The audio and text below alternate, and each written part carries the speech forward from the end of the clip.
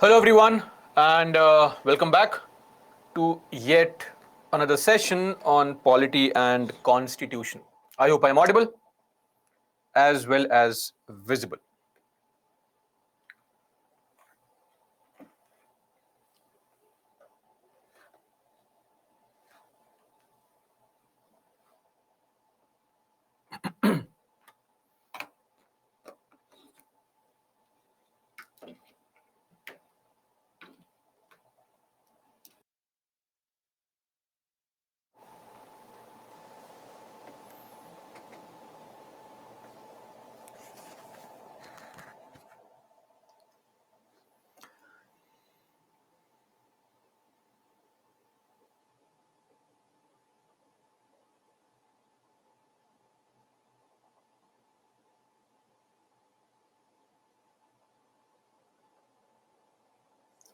Okay, others will keep on joining. Let's do a quick recap in the meantime. So, on Friday, we had taken up for discussion topics like citizenship. So, we started our discussion on CAA, though we also discussed topics like OCI, topics like PIO, and then the OCI card holder concept that is there. Then we have NPR, NRC, all such things. Okay. Then we also discussed, as I said, CA, the issues that have been raised, and any problems that people have had. We saw all those.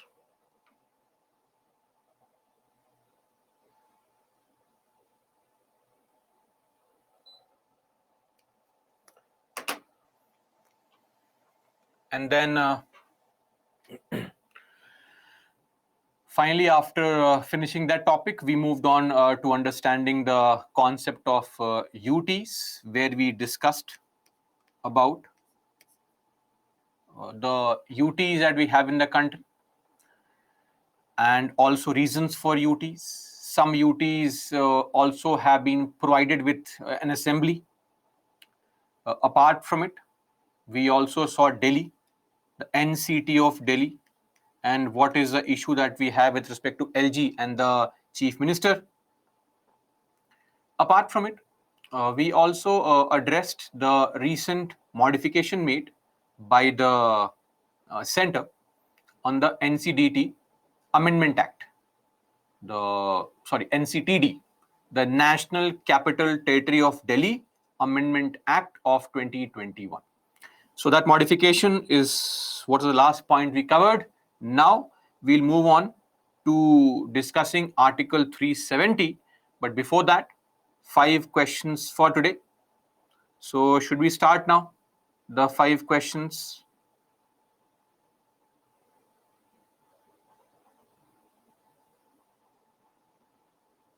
Okay, so we'll begin those 5 questions.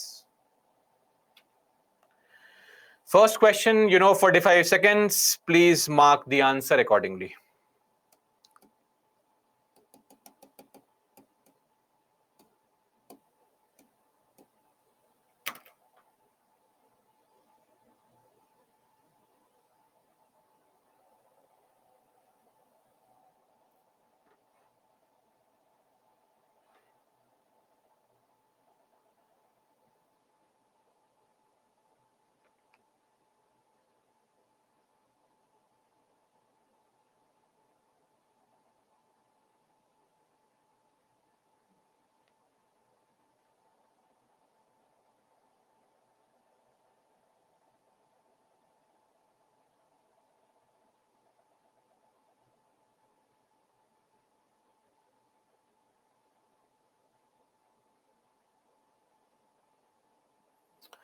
Okay, a lot of you marked the correct answer. Great. A is right actually, and not C. The UTs of NCT of Delhi, Pondicherry, and Jammu and Kashmir have a provision for the assembly. Among those legislatures which are created by the Constitution, Article 239 double A is meant for what? Is meant for Delhi, right? The UT for Jammu and Kashmir has been, the Assembly for Jammu and Kashmir has been created through what? Through a law passed by the parliament, not in the constitution. So this is right, this is wrong, A1 only. You have to refer to the slide that was there, the very first one, UTs with legislatures, it was mentioned there. Okay, moving on to the second question. Solve this, please.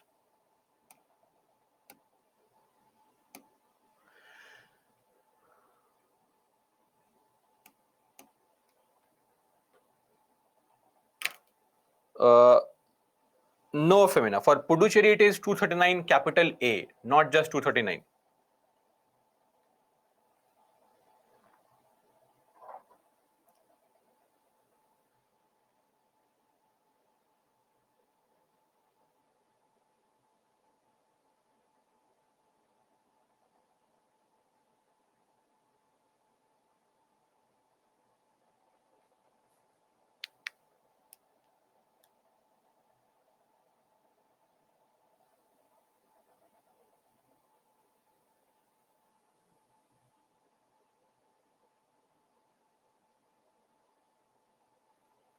Okay, great.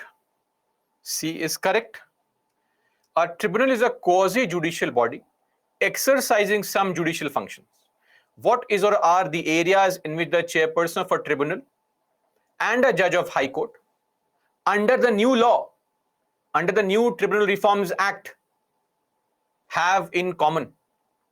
Appointment made by president by warrant under hand and seal. This is only meant for Supreme Court judges, High Court judges, CAG, etc. It is not meant for the chairman of tribunal. So one is not there. Number two, and that too, the appointment in the tribunals is made by the central government on the advice of search cum selection committee.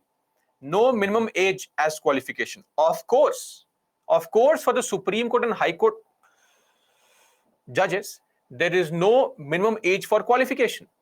But for the tribunals, it is 50 years. Remember, that is the cutoff age. Removal only on specific grounds mentioned by law or by the constitution. So, of course, for tribunals also, a specific ground is there, the same ground of misbehavior, incapacity, and the procedure is there on inquiry by Supreme Court. And for the judges also, we have the procedure mentioned in the constitution, which is what? The parliament by a special majority after a law, that is the Judges Inquiry Act, that is. So 3 is an area in common, hence C, 3 only. Okay, so far so good. Moving on to question number 3.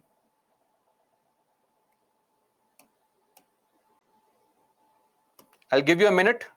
Please read, mark accordingly.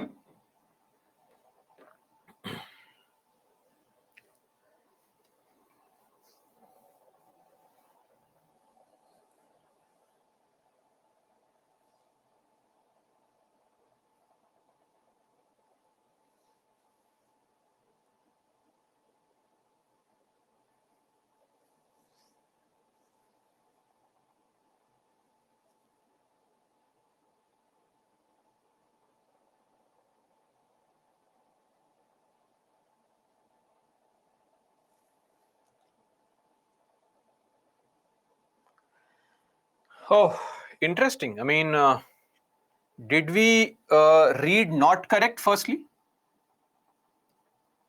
Okay. Every UT is administered by the president acting through an administrator. This is a line from Article 239. So 1 is correct. The parliament can specify the designation. No. The president specifies the designation, not the parliament. Again, mentioned this article only. B is wrong, hence being the right answer. The president can appoint the governor of a state as the administrator of an adjoining UT. This is also mentioned here in clause 2, right? And the administration of UTs can be changed by a law made by parliament. Again, same article starts with this statement only. Save as in otherwise provided. Save as in otherwise provided by the parliament by law. That is how the article reads, Article 239, right? So I'll just read the article for you. Save as otherwise provided by parliament by law, every UT shall be administered by the president, acting to such extent as he thinks fit through an administrator, to be appointed by him with such designation as he may specify. This is Article 239 verbatim. So this was a simple, straight question. Revision was required. B is the right answer. All the other three statements are correct. B is incorrect. Okay, so that's there with respect to our question number 3. Now moving on to the next question. Question 4, please solve this. I'll give you a minute again, so as there is no issue or concern.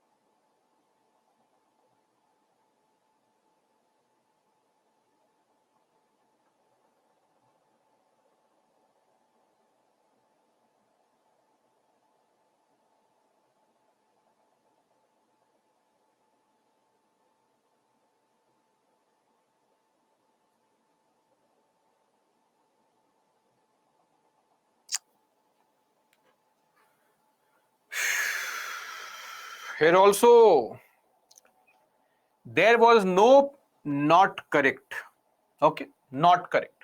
There was no provision regarding tribunals during the commencement. Is it correct? Of course, it is correct. The tribunals were added through the 42nd Amendment Act. A and B are correct.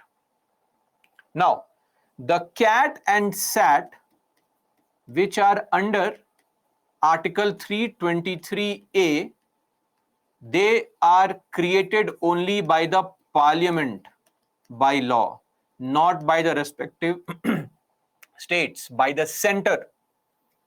D is correct. The constitution empowers the parliament by law to establish tribunals. Yes or no? Both 323A and B.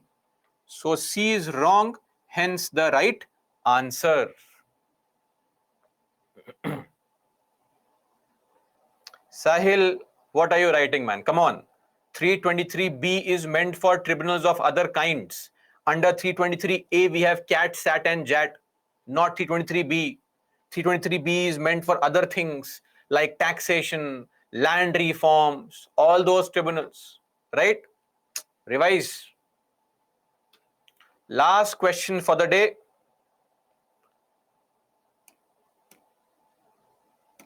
Please mark the answer.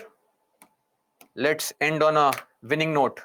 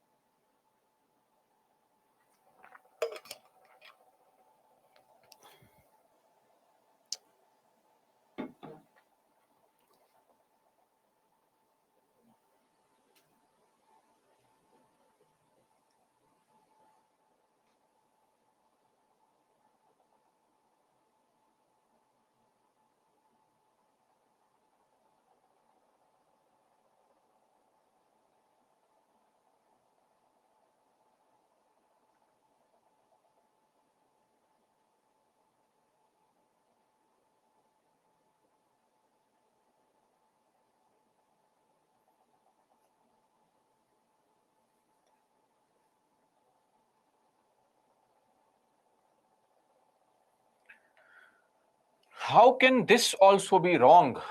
Oh, incorrect. Did you understand this statement? Incorrect. Let's look at some things. The assembly can make laws on all the matters of state list. Is it true? What about entry number 1, 2, and 18? Do you remember this? Public order, police and land. NCT of Delhi has no powers on that. 2 is wrong. Okay.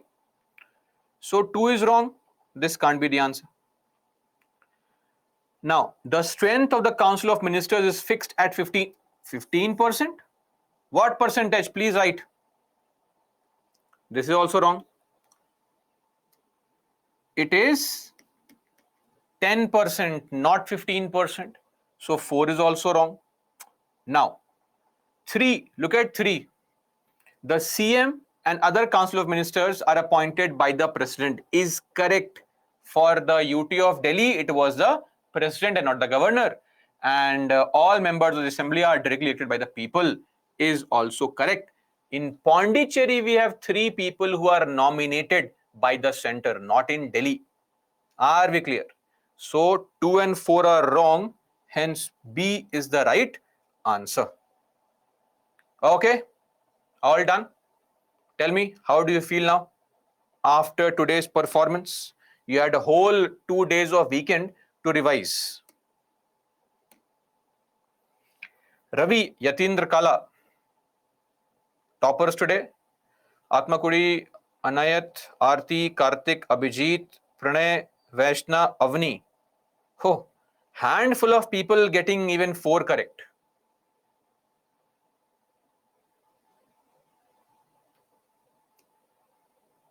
And then we have a lot of you getting 3 correct, I hope.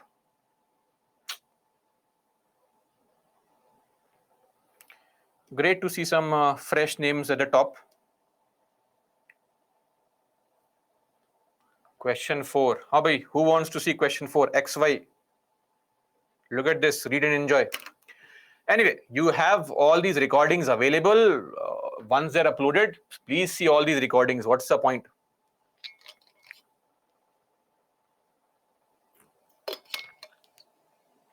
Okay. Let's come back now to our discussion at hand. That is Article 370. Okay.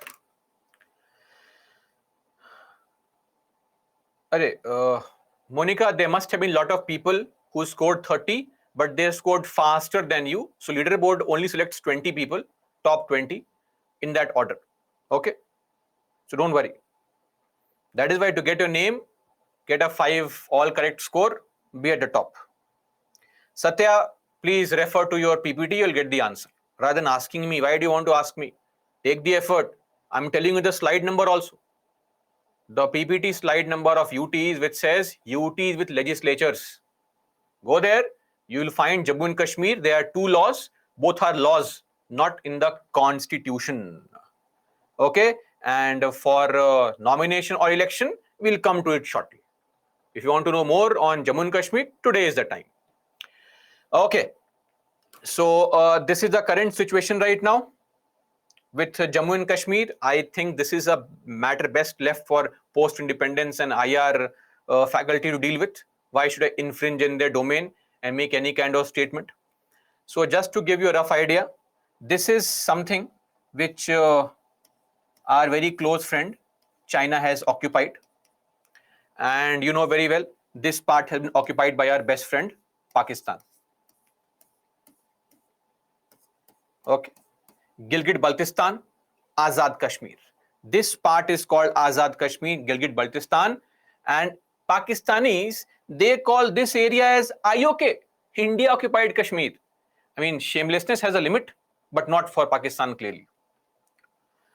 Apart from it, in 1963, Pakistan unilaterally gave a part of Jammu and Kashmir to China.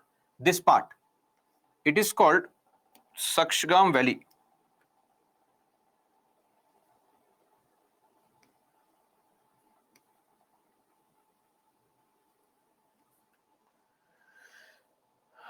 Anyway, so that is what has happened. Pakistan has given them. This is where you have the Siachen Glacier, okay, where our Jawans are fighting, highest battlefield.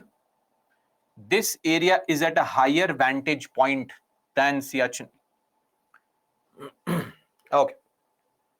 Anyway, so when Kashmir became a part of India finally, and after initially the issue being raised in Jammu and Kashmir that Maharaja Hari Singh did not want to join either India, Pakistan. He was vacillating between India, Pakistan. Some people say he wanted to have an independent country only. When all the other parts, all the princely states were joining the country, Kashmir wanted more time. So basically, we gave it more time, but Pakistan could not control its emotions. They attacked, or rather, sorry, tribesmen from Pakistan, they entered Kashmir, is what their stand is. But when a tribesman fights, look at how a terrorist fights randomly, and a trained forces personnel fights. It is different. Anyway, let's not make any allegation here. So when largely Pakistan or the tribesmen entered Jammu and Kashmir, Hari Singh felt afraid. He came to India for help because he did not have the resources to fight that battle. India readily helped. Meanwhile, Lord Mountbatten, who was a close friend of Pandit Nehru, he advised Nehru that Nehru, wait. Why are you helping? Wait. Remember 4 years, 3 years back, we had made a body for all such things. Nehru said, which body? UNO, United Nations Organization. And remember, we had dragged you there and made you a founding member, even though you're not independent. Nehru said, yes, I remember. Even though we are not independent, you said become a founding member. So that body is meant for these problems approach. And then, UNO was sitting idle only. They hardly had issues. One Israel issue was there. So India went, please solve our issue. Right? Please solve it. And the moment we approached UN, it became international issue. UN interfered. They were waiting for all this nonsense. How to harass these developing countries more. So UN entered, and UN said that, see, we want voting. Let the people of Kashmir decide. Let the people of Kashmir decide on what to do with Jammu and Kashmir, whether to join India or Pakistan. There should be a plebiscite. What is this word plebiscite?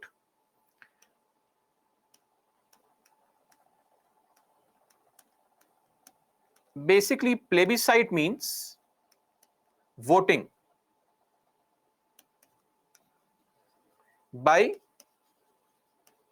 people on important matters.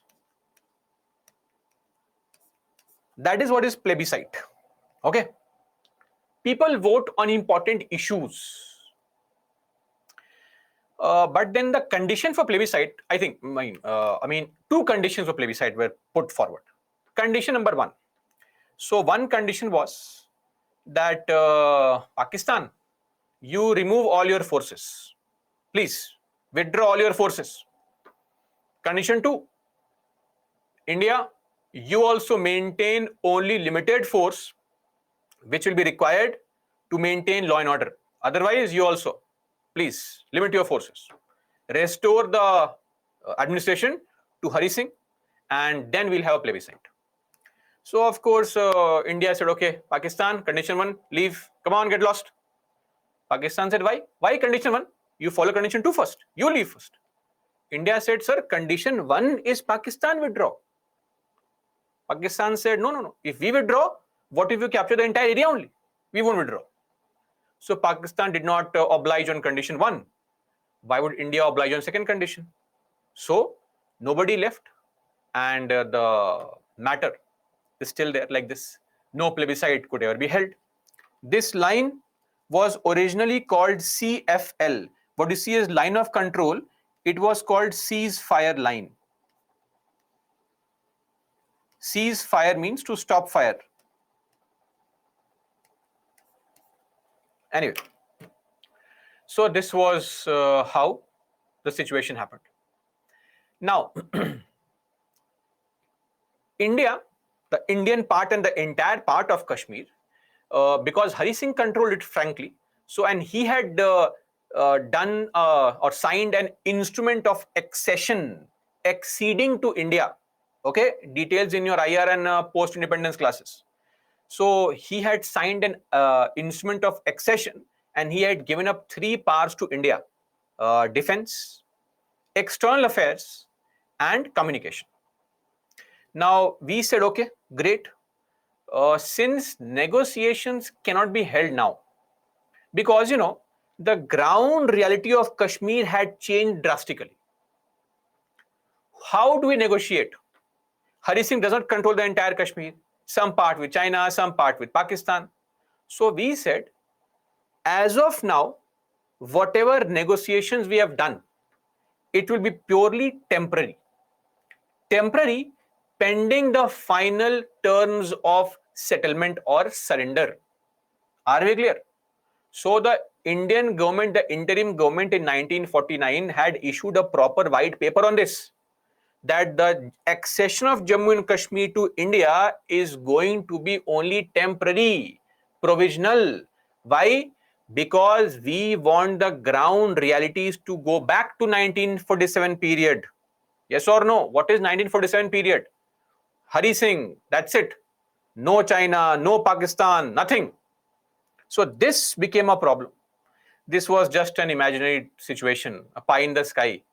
Will China ever give up Aksai Chin, or Pakistan ever give up the POK without a full-fledged war? It's not possible. So anyway, the final settlement of the dispute will never be held. But that was the word temporary. Temporary was meant only to change once the ground realities had been restored. Okay? Once things had improved. In the meantime, we brought a draft bill in the assembly called Article 306 capital A, which later on became Article 370. A special and temporary provision for Jammu and Kashmir was brought. Okay, that draft bill was introduced by N. Gopalaswamy Iyengar, I think on 17th of October 1949, and he was a PM of JNK for around 8 years, also the Diwan Bahadur.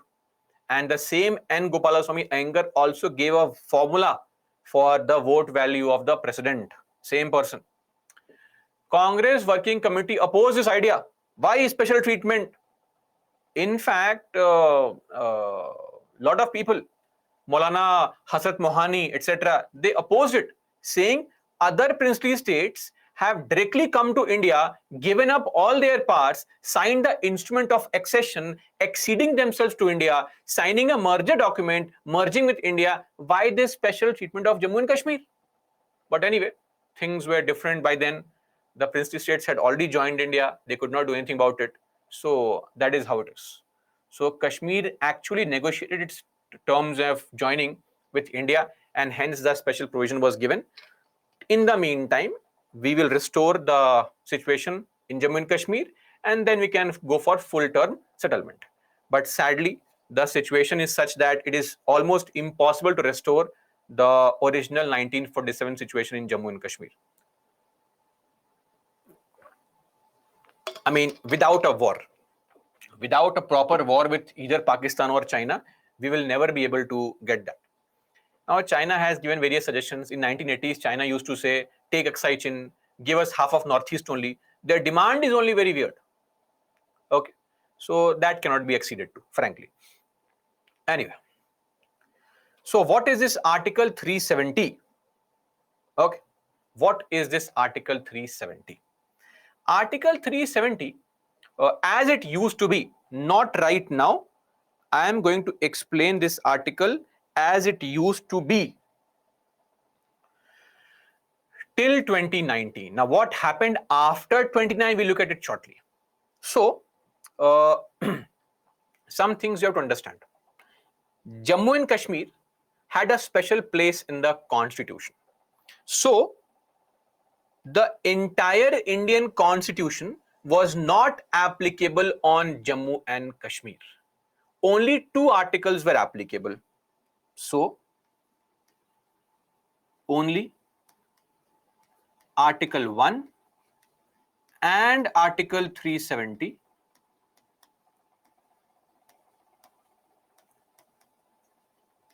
applicable to Jammu and Kashmir. Okay.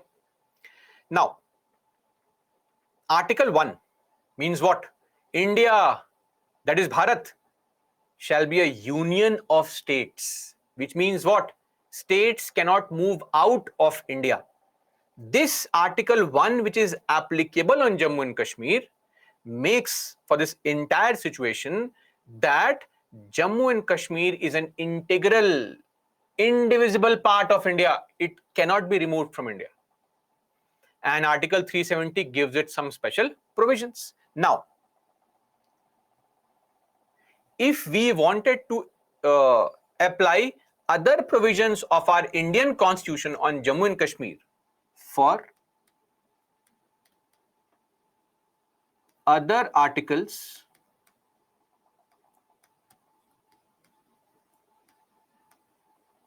to be made applicable, very simple. President to issue order, meaning central government, called PO. I am repeating the full form here. Presidential order. PO is called a presidential order. Don't ask me 5 minutes later, sir, what is PO? PO stands for presidential order. But then there is a small condition. If the president has to issue order, if the central government has to issue order and impose all the Indian articles on Jammu and Kashmir, why could it not be done? Because there is a condition.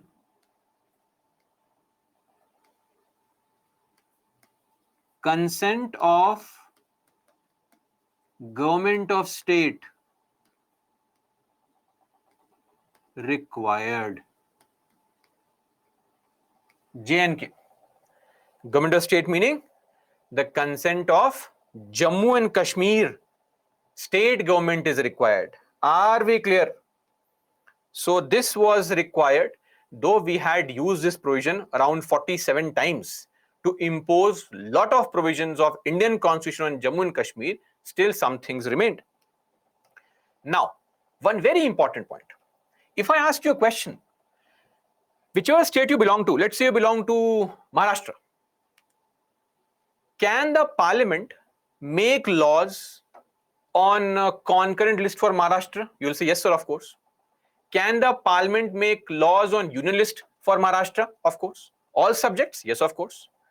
Do they need the permission of state government? Of course not. Can the parliament make laws on matters of union list for Kerala? Of course. Do they need the permission of Kerala?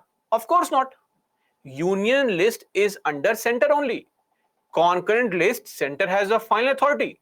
Why would I as center need a state's permission? But in case of Jammu and Kashmir, it was slightly different. How?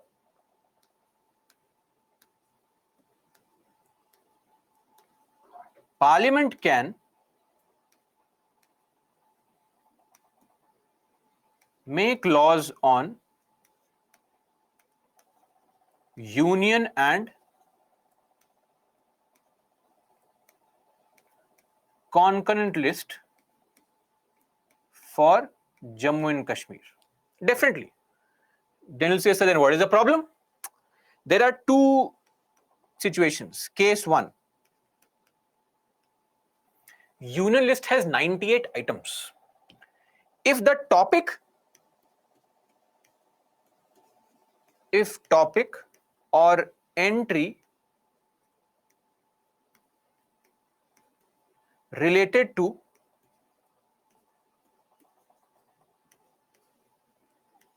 defense,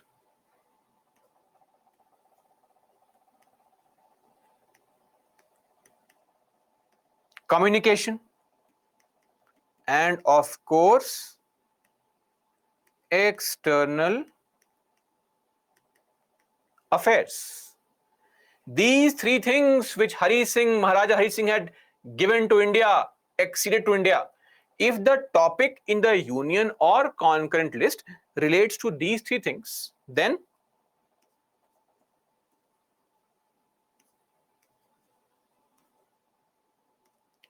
consultation with government of state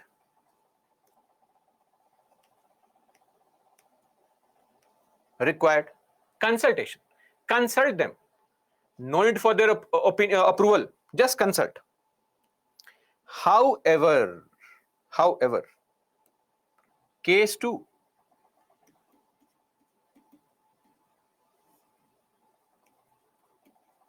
For all other topics or entries, what is required?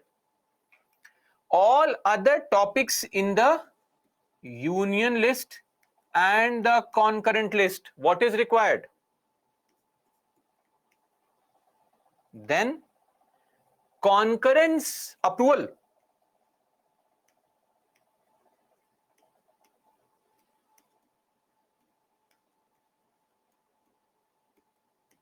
of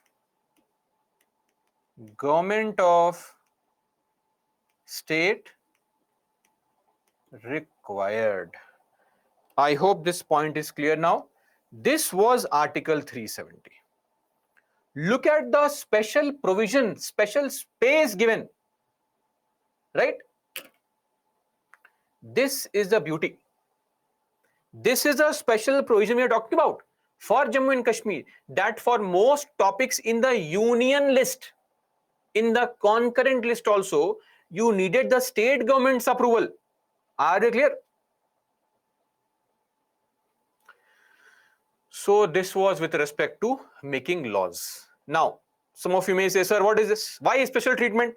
I want to modify this. Can this be modified? Yes, of course. In fact, in this article only, modification of the provisions of 370 was allowed.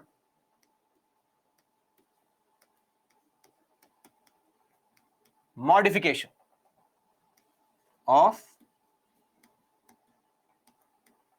provisions of Article 370. Okay.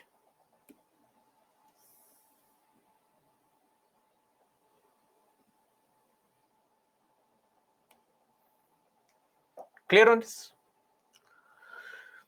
How to modify it? Very simple. The president can make modifications.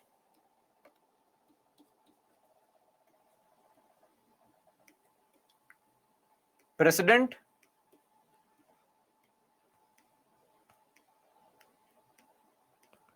to make modifications.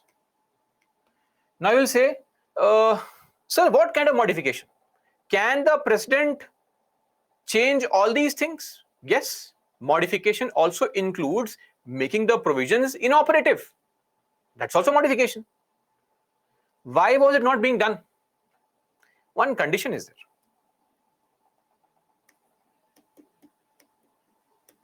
Condition. What condition? Very simple.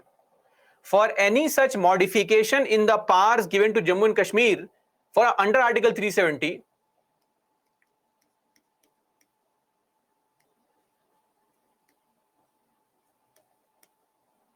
recommendation is required. Recommendation of, you will say, sir, state government, right? State government. No. Assembly of the state? No. Recommendation of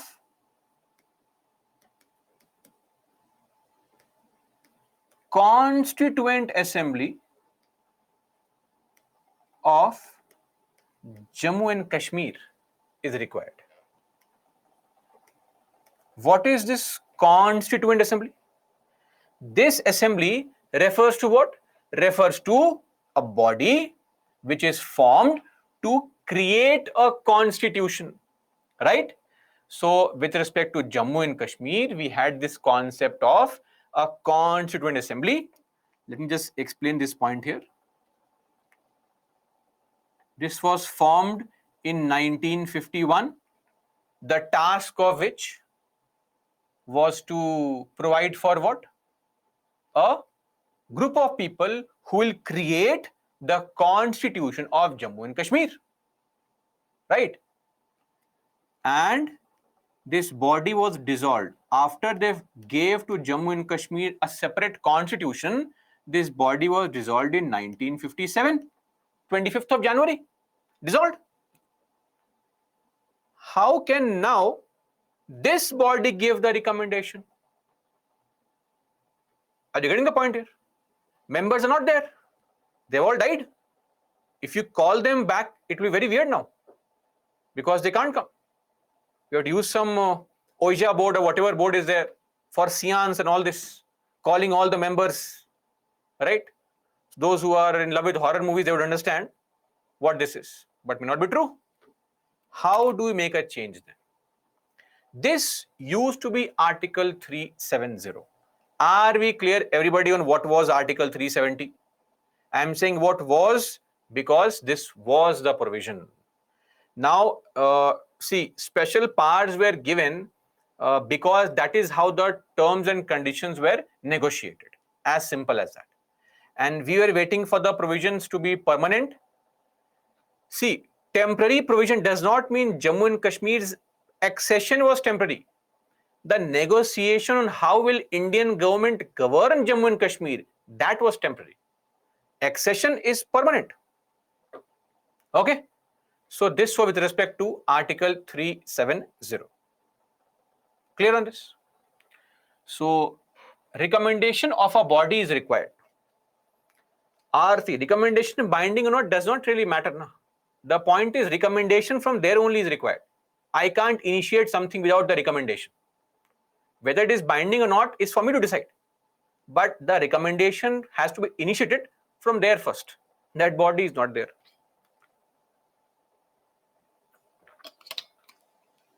And hence, no change could be made in Article 370.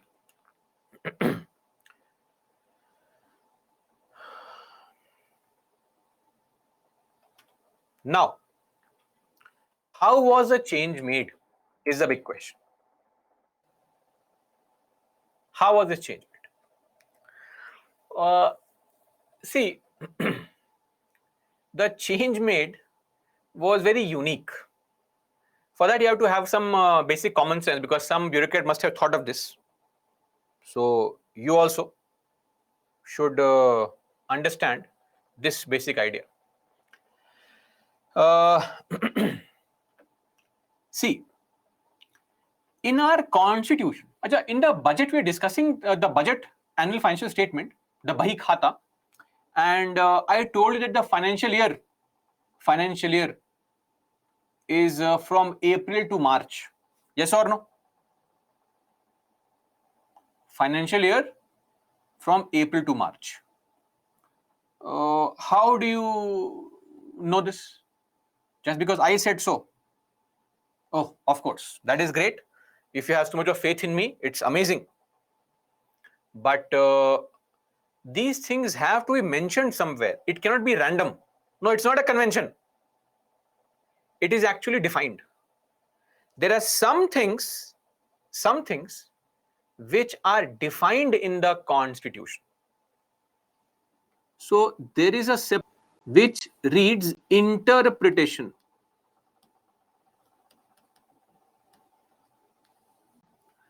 In case there is some word in the constitution where we have a confusion about, where do we look for it? There is a law called General Clauses Act of 1897. This law will help in understanding the meaning of the word. For example, this is a law. So I have given just a small part of the law. Look at this. It is here that the definition of financial year is mentioned. Financial year means the year commencing on the first day of April. So trust is okay, but fact is also there. Or when we say government, in the constitution, government shall include both central government, state government. If you say immovable property, what is the meaning of immovable property?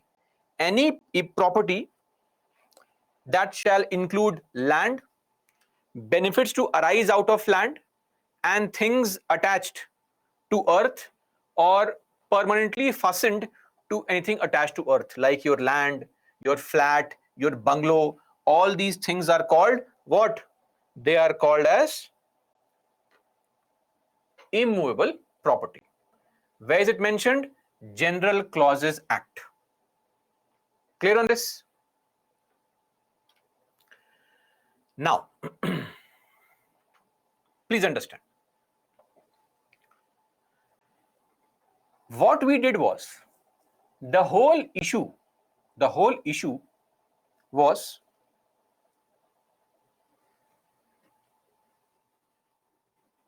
this word Constituent Assembly.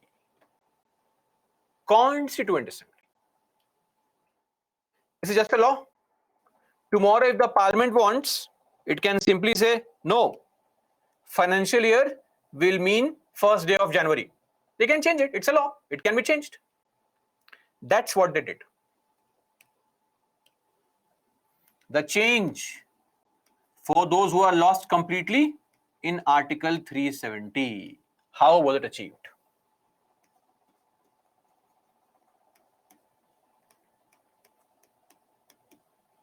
Definition of Constituent Assembly with respect to J&K changed to mean State Legislative Assembly. That's it. They changed the definition only. Are we clear? Go to this law, change the definition. Tomorrow you can change the definition here. You can change the definition of this word. Anything can be changed. This is the Parliament's power. Clear on this? Now, then in 2019, during this period, we had something called President's Rule in J&K. Now, you do not know as of now, but President's Rule actually means the State Assembly acts is not there. The Parliament acts for the State Assembly. And since we do not have the Assembly here, the Parliament is the competent authority to act on such things. And since we did not have a government, the governor acted as a government of the what? Jammu and Kashmir. So,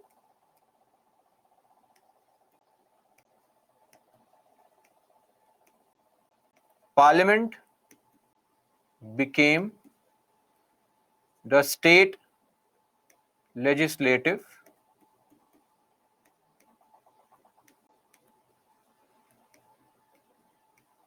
Assembly for Jammu and Kashmir. Clear? And similarly, Government of J&K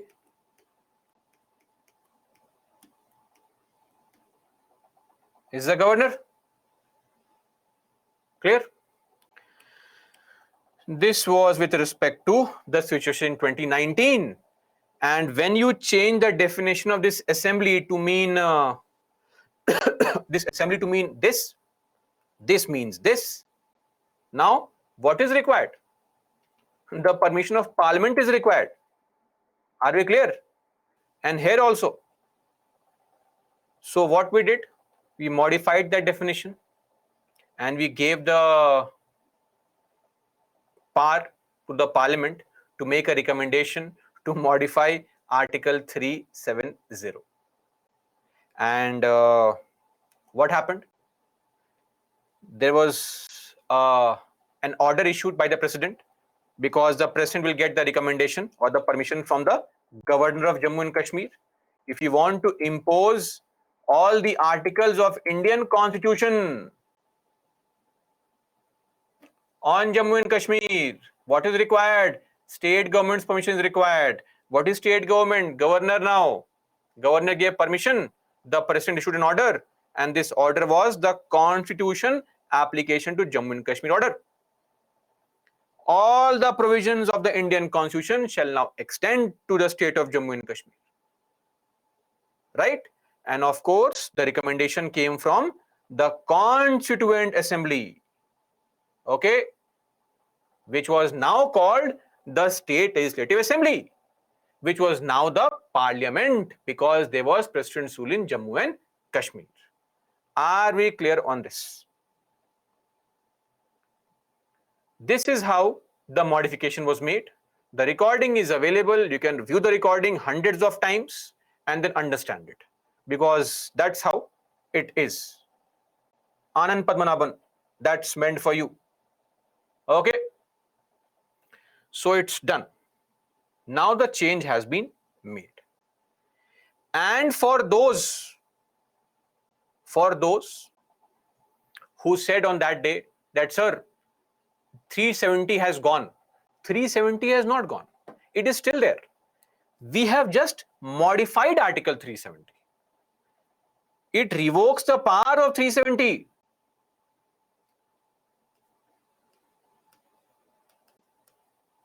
Article available.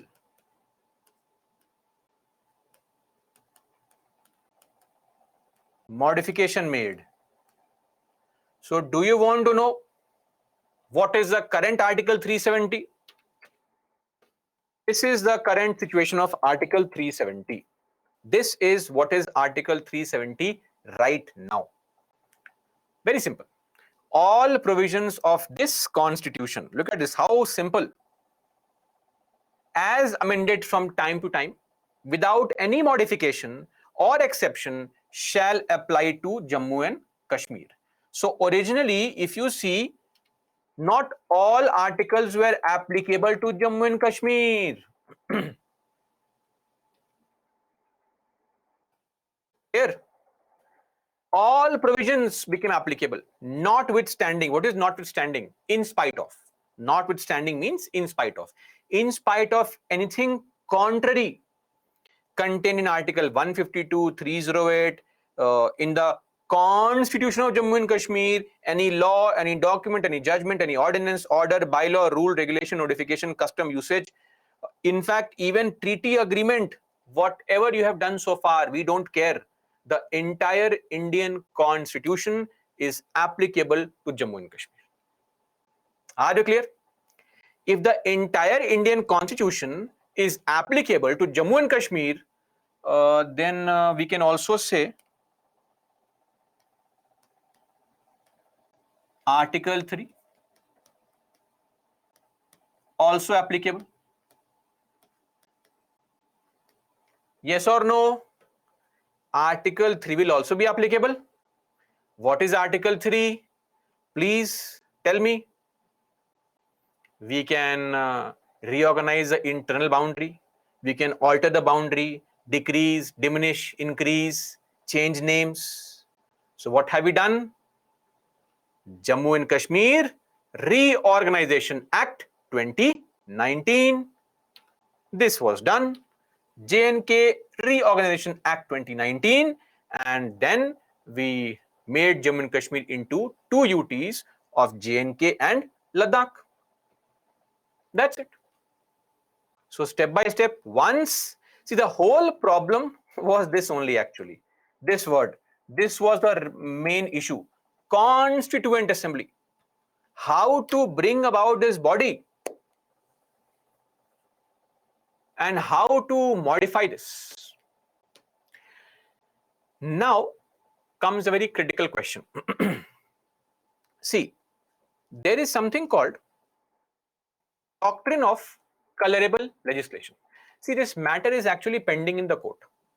Okay, this matter is pending in the court because there is a case called Manohar Lal Sharma case.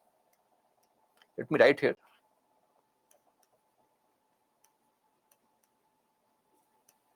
Pending in Supreme Court.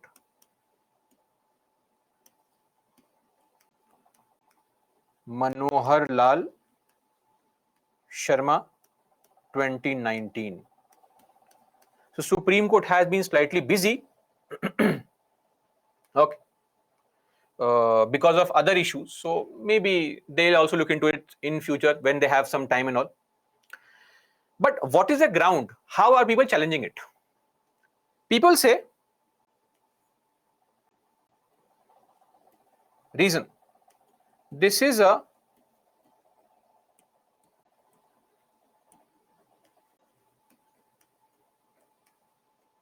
colorable legislation. What is colorable legislation? What is meant by colorable legislation? In simple words, it means what can't be done directly cannot be done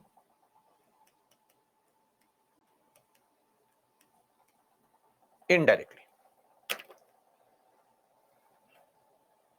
Okay. So this is with respect to colorable legislation. What it means is, people said that the word constituent assembly here means a specific group of people, the group whose task is to create a constitution. The challenge is that you cannot change this definition, because the reason for this word being added was so that no change could be permitted in future. That is one side of the argument, that it was a deliberate attempt on the parts of our makers that we don't want a change, and that is why we have specifically added constituent assembly. But if we wanted a change, we could have simply had assembly of the state, government of the state. So this is the argument, that it was deliberately done so as to not change or not allow for any modification. But others say no, that was not the reason. The reason was basically that at that point of time we thought the problem would be solved quickly, so hence the change was, this word was used. Okay. So this was with respect to the doctrine of colorable legislation. I'll give you a better example of this doctrine of colorable legislation. Imagine you message somebody, nice DP, very beautiful. Oh, sorry, you will message like great marks in mock test, etc. So you are harassing somebody, messaging again, please help me out, combined study. That's what is a new technique for UPSC aspirant, right? To waste time. Combined study. Please help me out, explain the topic. So you are constantly harassing somebody, and then you say, I love you, I just want to be like you. Let's clear the UPSC together. And after 2 years, nobody clears. But anyway, that's your emotions. So you message somebody, keep on messaging the person. The person finally says, I should not receive a single message from this number, last warning, and blocks you. Now, you have been asked not to message. You go to the market, purchase a new SIM, and come back and again message. Hi, back again. And you say, you told me not to message from that number. New number, please. This is a classic case of colorable legislation. You have been told not to do something directly, you can't do it indirectly also. You can't take your friend's phone and message saying, it's not my phone, friend's phone, not allowed. Are we clear? So if something is not allowed directly, you cannot achieve that objective indirectly through other means. For example, we changed the definition and achieved something which was not possible directly. Are we clear? So this is with respect to the doctrine of colorable legislation. I hope this point is clear now, well understood. This is why the matter is pending in the court. That people are saying that this is the reason the change of definition is wrong. Now please understand, had this case been heard by Supreme Court immediately, things could have been different. But it's been 3-4 years now, a lot of things have changed. It is now extremely unlikely that we'll go back to the original system. Okay, unlikely. So the powers have gone. In fact, a lot of people in Kashmir do believe that it was better to have given up this power and gotten something in return, some kind of negotiation. But now the power is gone without any kind of special treatment or benefit. That's it. That's the end of this situation of Article 370. So now, no special constitution for Jammu and Kashmir, no special privilege benefit for Jammu and Kashmir, no special advantage for Jammu and Kashmir. It is just like any other, sorry, not even state. It's now like any other UT. Just one special thing, that they have a UT with what? With an assembly. That's it. When the matter goes to court, then we'll see what the court has to say. Okay. Why is Supreme Court not giving judgment? How innocent a question. So if it was up for me, I would have asked them why, but I have no way to contact them. This can only be done by judiciary. You file a petition, say why not giving judgment. So the time they are busy with other issues. As I said, the priority is decided by the Supreme Court on what matter is more urgent. It's not in our control.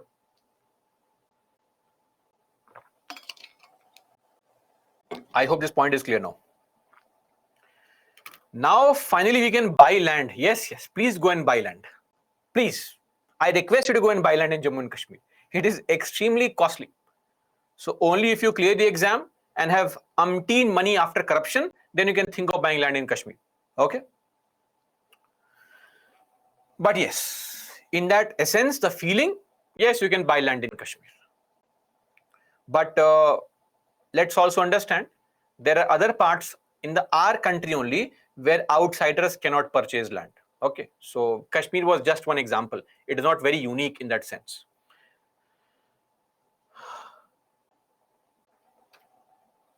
Now, coming to what is there, J&K Reorganization Act 2019. This is the law through which we have modified the UT, the Jammu and Kashmir, into two UTs. One is the UT of J&K, the other of Ladakh. So UT of Ladakh has an LG, Brigadier Dr. B.D. Mishra is the current LG. Here also we have LG, Manoj Sinha. Now, in Jammu and Kashmir, we can have maximum 114 seats, of which 24 to remain vacant. So maximum seats that we can have in Jammu and Kashmir is 114. 24 will remain vacant. Why? They are for this part. This part.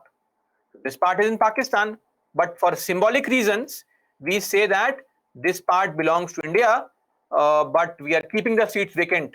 One fine day, once we occupy that POK, bring it under our control, then we have elections and government, etc. in that area also.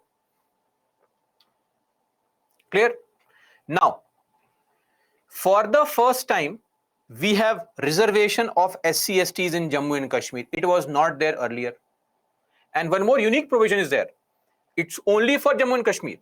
The LG can nominate 2 women to the assembly. So just like Pondicherry, where the center can nominate 3 people, here also the LG can nominate 2 women. So only place where we have a direct nomination of women in the assembly. Just like Delhi, the Jammu and Kashmir Assembly cannot make laws on topics like police and public order. Are we clear? So Pondicherry can make laws on all topics. Jammu and Kashmir can make laws on all topics except police and public order. And Delhi can make laws on all topics of state list except police, public order and land. Are you clear? So LG, the Lieutenant Governor. Who is the LG of both the... Google search for this information here. Come on. I just mentioned that Brigadier Dr. B.D. Mishra is the newly appointed administrator of, or the LG of Ladakh. And Manoj Sinha, remember, was the Minister for Commerce in 2016, I think for 3 years. he became the LG of UT of Jammu and Kashmir.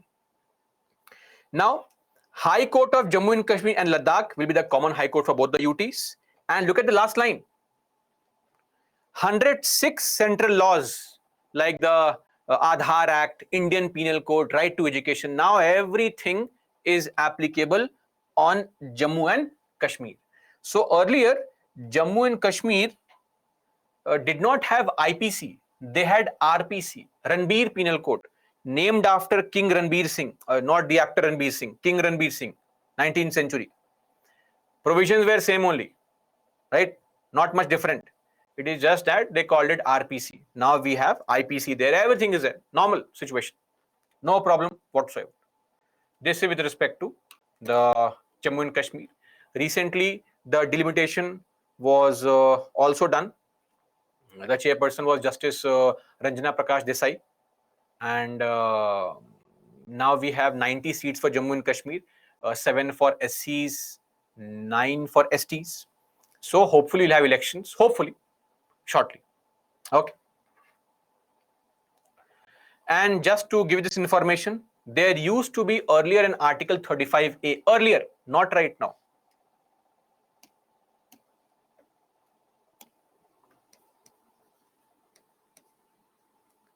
Before 2019.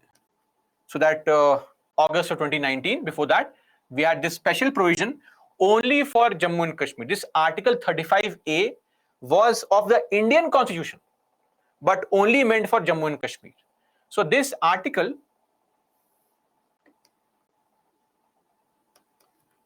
origin was state subject rule.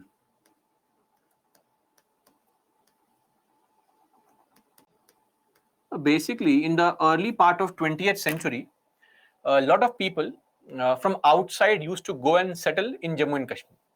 So the problem was that people from Kashmir did not appreciate it.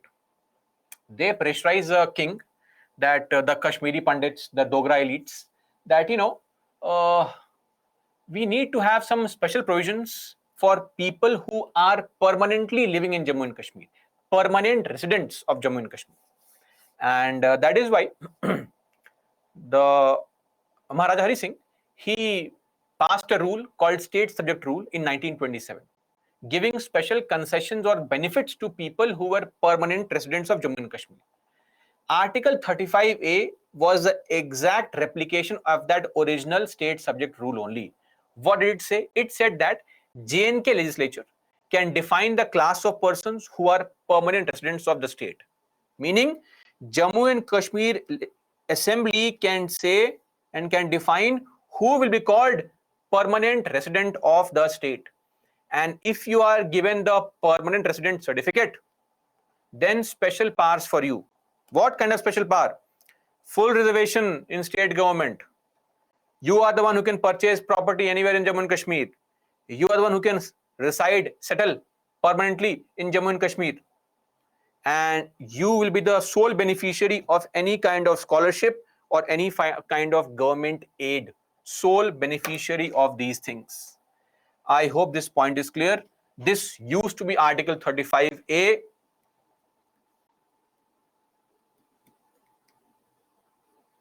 No longer applicable. Why?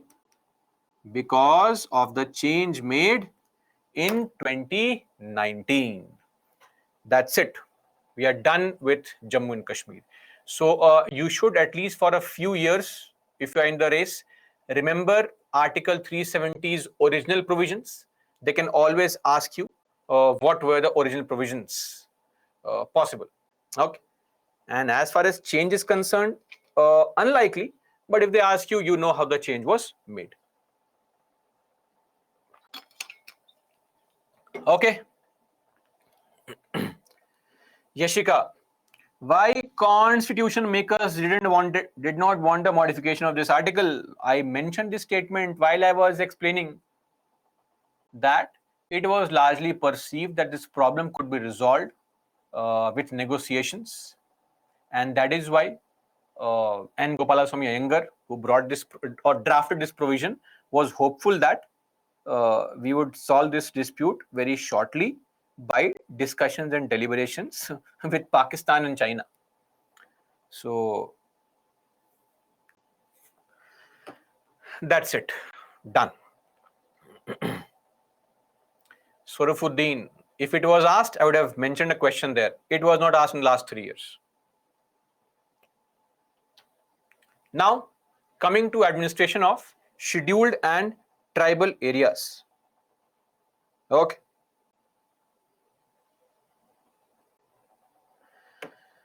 See, for Jammu and Kashmir, the important article is Article 370. There's only one article. Don't ask me important article. One article only is important.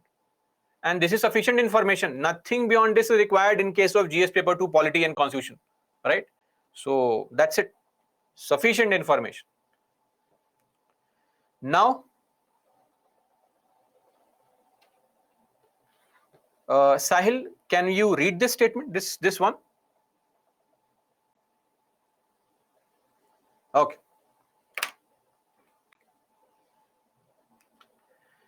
Administration of scheduled and tribal areas.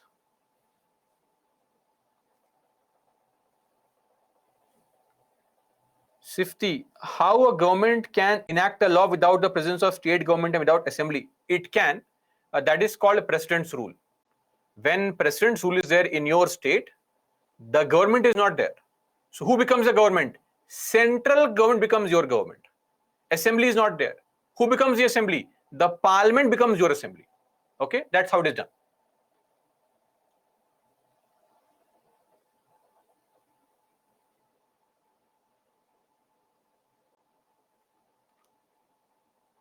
Okay, admins, wait for the emergency provisions. We'll discuss them hopefully today only, if time permits, and we'll discuss the provisions of emergency.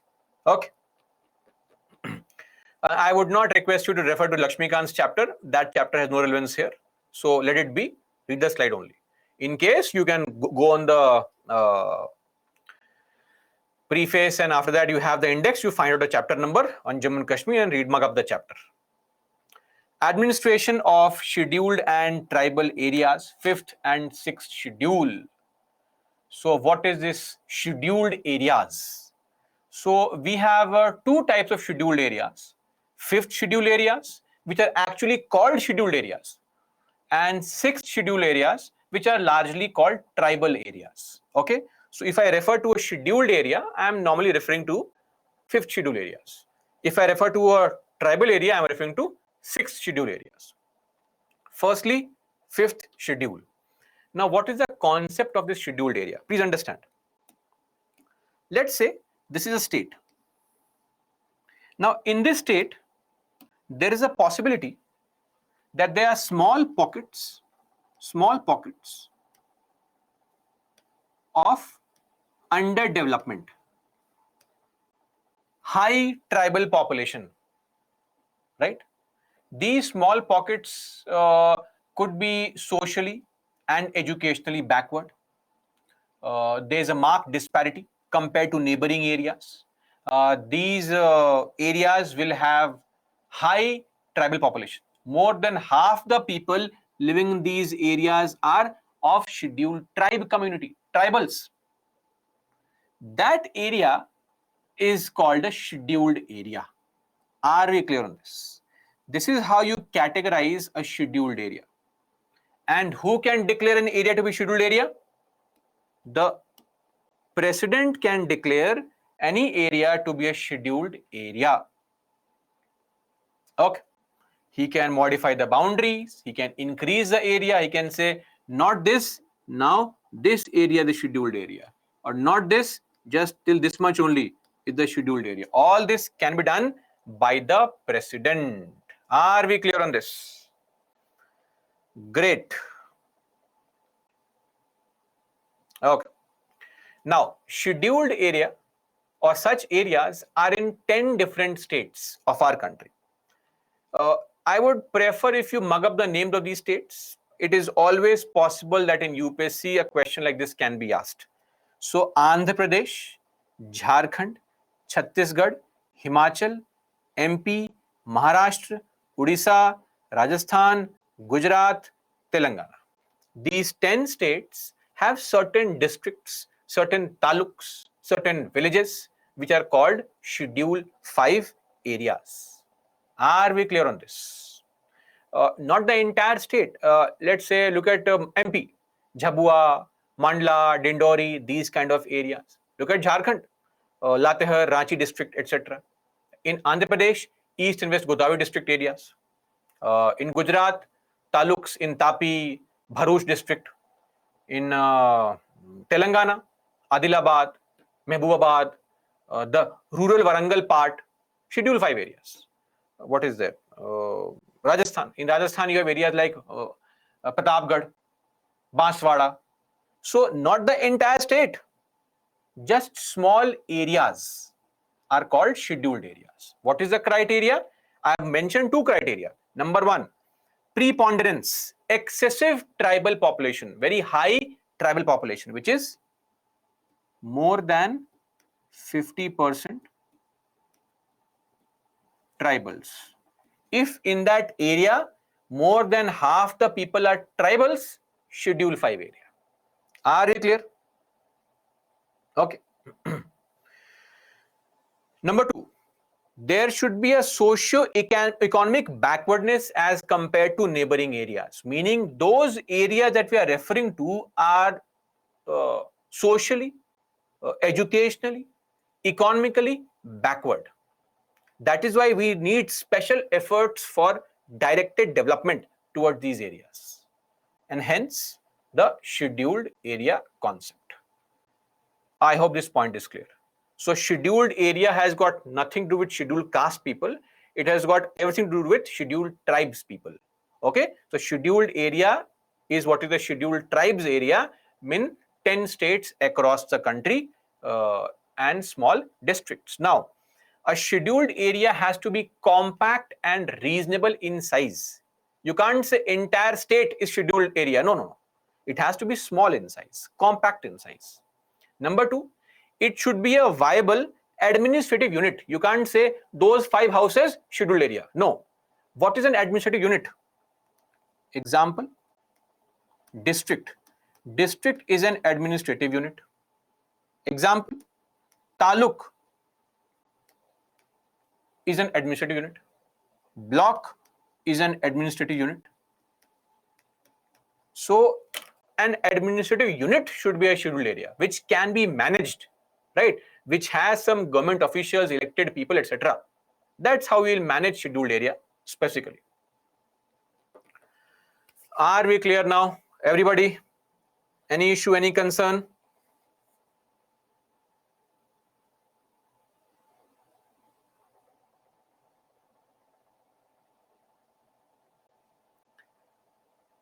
Aditya, that is under a separate law. It is not as per the schedule 5 or 6 areas.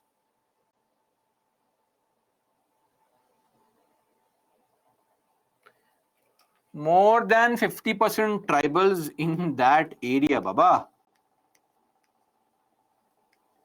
In the area that we mark as a scheduled area.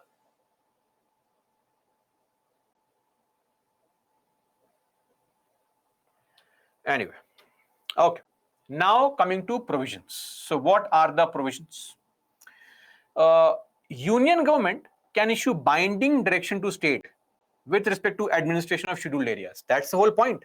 Union government can issue binding orders to the state with respect to managing a scheduled area, because the whole purpose of scheduled area is to protect and conserve tribal communities, their culture, economic empowerment, ensuring economic, social, and political justice, preserving peace, providing good governance, better quality governance, etc.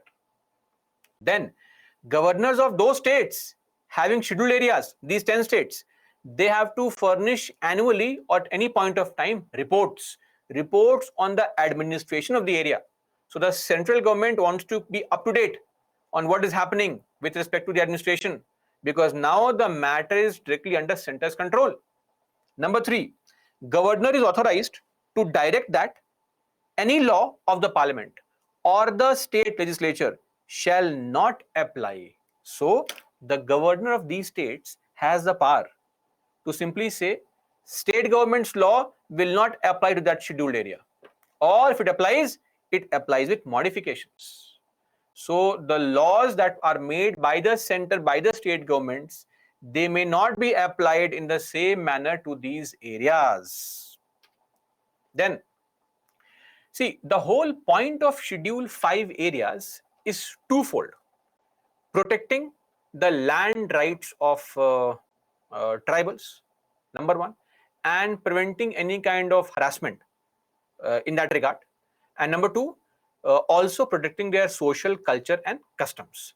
These are the two reasons why we want to treat them specifically and differently. Why? Number one, you have to protect their land, preventing any kind of land alienation. So you cannot, as an outsider, go and purchase land in such scheduled areas. It is not allowed. Are we clear? Right? So some of you had an anger for Jammu and Kashmir. There are so many parts of the country where you cannot purchase land as an outsider, not allowed to purchase land. In fact, the governor can make regulations, rules to also prevent money lending. So you cannot simply lend money to the people in scheduled areas, because these are people with simpler way of life, and we don't want them to be trapped in debt, right? Non-tribals with their wicked ways, cruel ways of high debt, high interest rate and all will trap these innocent people. So money lending, you want money, go to a proper financial institution like a bank, etc. People will not be allowed to lend money. Okay. Now, in all these states, whether you have a scheduled area, we have to also set up something called Tribal Advisory Councils. Tribal Advisory Councils. TAC. TAC. Now, TAC will be set up in all those states which have scheduled areas. Now, sometimes you may have a state which has a very high tribal population but not concentrated, scattered all across. Because to declare an area as a scheduled area, the important point is that particular block, that particular district, half the population should be tribals. It may not always be the case. Uttarakhand, West Bengal, Tamil Nadu, these three states are classic examples of where the tribal population is there, but they are scattered all across the state. Are we clear? So, not concentrated in one area. So, for those states also, even though they don't have a scheduled area, we need to have a tribal advisory council. Also in states like West Bengal,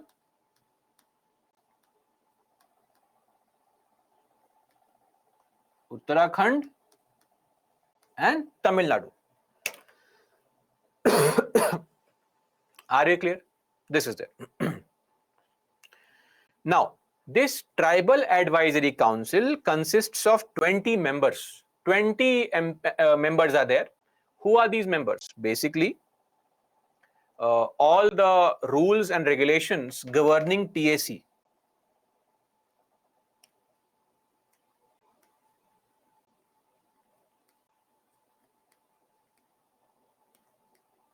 Governing TAC are made by governor.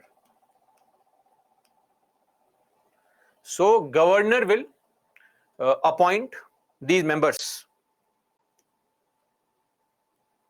appointed by governor. Basically, these people are scheduled tribe MLAs, ST MLAs. Do we have reservation in the Vidhan Sabha for scheduled castes and tribes? Yes or no? We have it, right? So those MLAs only largely comprise of the TAC appointed by the governor, and the governor decides on who these people are, like this. representatives of STs in the states. Who are they? STMLAs. STMLAs are the representatives of scheduled tribes in that state. Are they clear?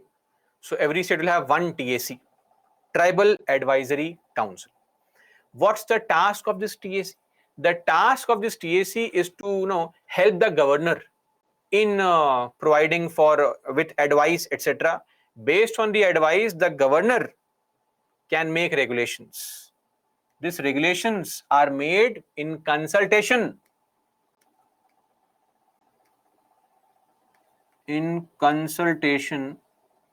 with TAC. What is TAC? Tribal Advisory Council. That's there. Okay. Now, since we have understood what is scheduled areas, if you remember, while we were discussing panchayats, I had said that panchayat provisions are not applicable in certain areas. Okay. But it can be made applicable. Yes or no? How can a panchayat provision be made applicable on Schedule 5 areas? Please write.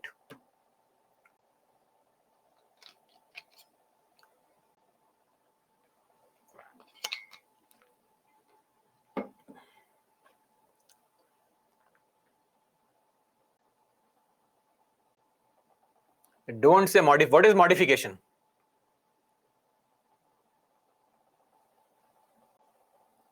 Who can make a law?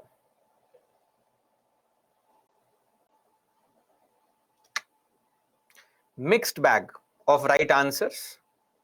Lot of people marking wrong answers. Vijay writes Jai Shri Ram. Makes no sense absolutely. But when you discuss something very important and we take quote random such chants, it degenerates the chant also. These chants are respectable chants. So please use them on the right forum, right platform. This does not behoove of the respect that and love that you have for the Almighty. Okay, let me now tell you something surprising. In the chapter Panchayats, we had seen Article 243M, under which it was mentioned very clearly to extend the Panchayat provisions into Schedule 5 and 6 areas. Parliament by law, not the state legislature, not the president, not regulation, etc. Parliament by law can extend the Panchayat provisions to Schedule 5 or Schedule 6 areas. Are we clear? This was what was mentioned there. So very sorry state of affairs that a lot of you are not revising at all. Okay. One more question. States like Nagaland, for example, don't have panchayats. If I want to extend part 9, that is panchayat on Nagaland, what is required? Tell me. How do I extend the panchayat provisions to Nagaland?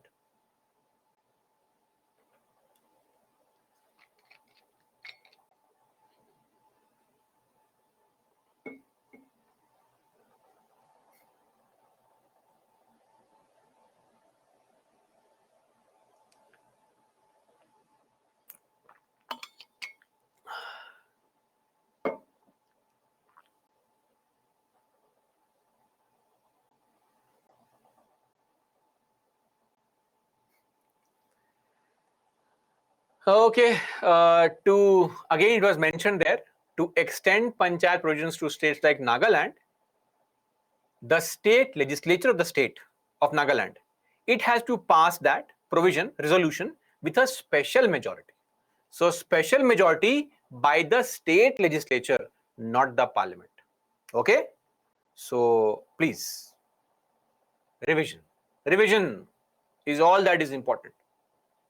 Feel free to get involved in country's problems, but firstly, you have to reach that level also, that you will be accepted in the services to be able to solve the country's problems. And so it's very important to revise. Okay. See, somebody is asking under which article? Sir, you referred to the chapter Panchayats and you'll be surprised there. The article is also mentioned there. 243M. Anyway, so as I was saying, coming back here, after a daily dose of motivation, let's come back here and understand that the panchayats which were not originally meant for Schedule 5 areas have now been extended to this also. How? By parliament, by law, by a simple majority in 1996 only. So the law itself is called Panchayats Extension, extending the provisions to scheduled areas. Hence, this is called PESA, P-E-S-A, popularly known as PESA. Are you clear? So this is with respect to the Panchayats extension to scheduled areas. Now, why are we treating Panchayats differently or the scheduled area differently? See, the idea here is to protect the tribals from marginalization, to provide them with some kind of self-rule, and also to ensure that their traditional practices, their customs, their traditions are safeguarded, right? So we do not want their unique custom and culture to be completely amalgamated, absorbed in the larger state's culture. So this is with respect to the safeguard that has been ensured by the sometimes some messages are hilarious to read. Anyway, so this is with respect to the provisions of PESA, the reasons underlying it. The moment the panchayat provisions were passed, a Dilip Singh Bhuria committee was set up. It was told, please give us some suggestions how to incorporate panchayat provisions in these areas also, because we want the tribals to decide for themselves. Let them decide for themselves. And the whole point is, we want you to have your self-rule, because then you can protect your distinct culture, distinct custom. It all boils down to safeguarding the tribals, their custom, their culture. Also preventing any kind of marginalization. Special focus on the social, the political, the cultural, the economic aspect of tribal life. Okay? So, Part 9, what is Part 9? Panchayat has been extended to these areas with certain modifications. And also we want that the village governance should be there. Gram Sabha should be the nucleus of all the activities, the center of all the activities. It's the Gram Sabha which should provide for, again, any kind of incorporation of a scheme, program, etc. Let the Gram Sabha decide is the whole concept. Okay. Now, also to empower panchayats at appropriate level. What are the 3 levels of panchayats? Tell me, what is the meaning of panchayats at appropriate levels?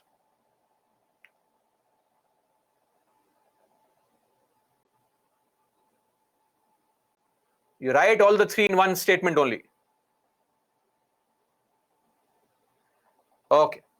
3 levels of panchayats are Gram Panchayat, Intermediate Panchayat, and Zilla Parishad.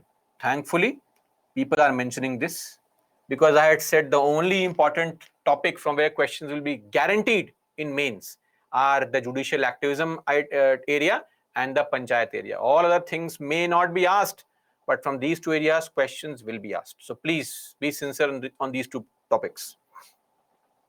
So, empowering the Gram Panchayat or the Block Panchayat or the Zilla Parishad with specific powers which will be conducive to the tribal requirements. Now, what are the provisions? So we know very well that the panchayats provide for reservation for SCs, STs and women based on population. In the scheduled 5 areas, reservation up to 50% at all levels for scheduled tribes, meaning amongst members. Makes sense, right? Because they are also half of the population there. So in all the Schedule 5 areas, we have the tribals getting reservation up to 50%.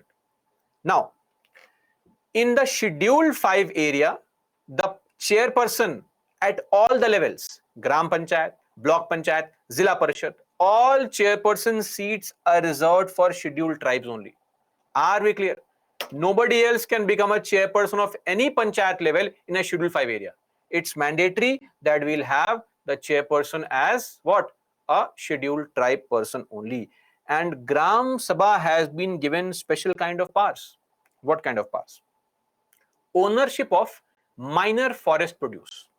Minor forest produce, for example, things like bamboo shoot, dry bark of the trees,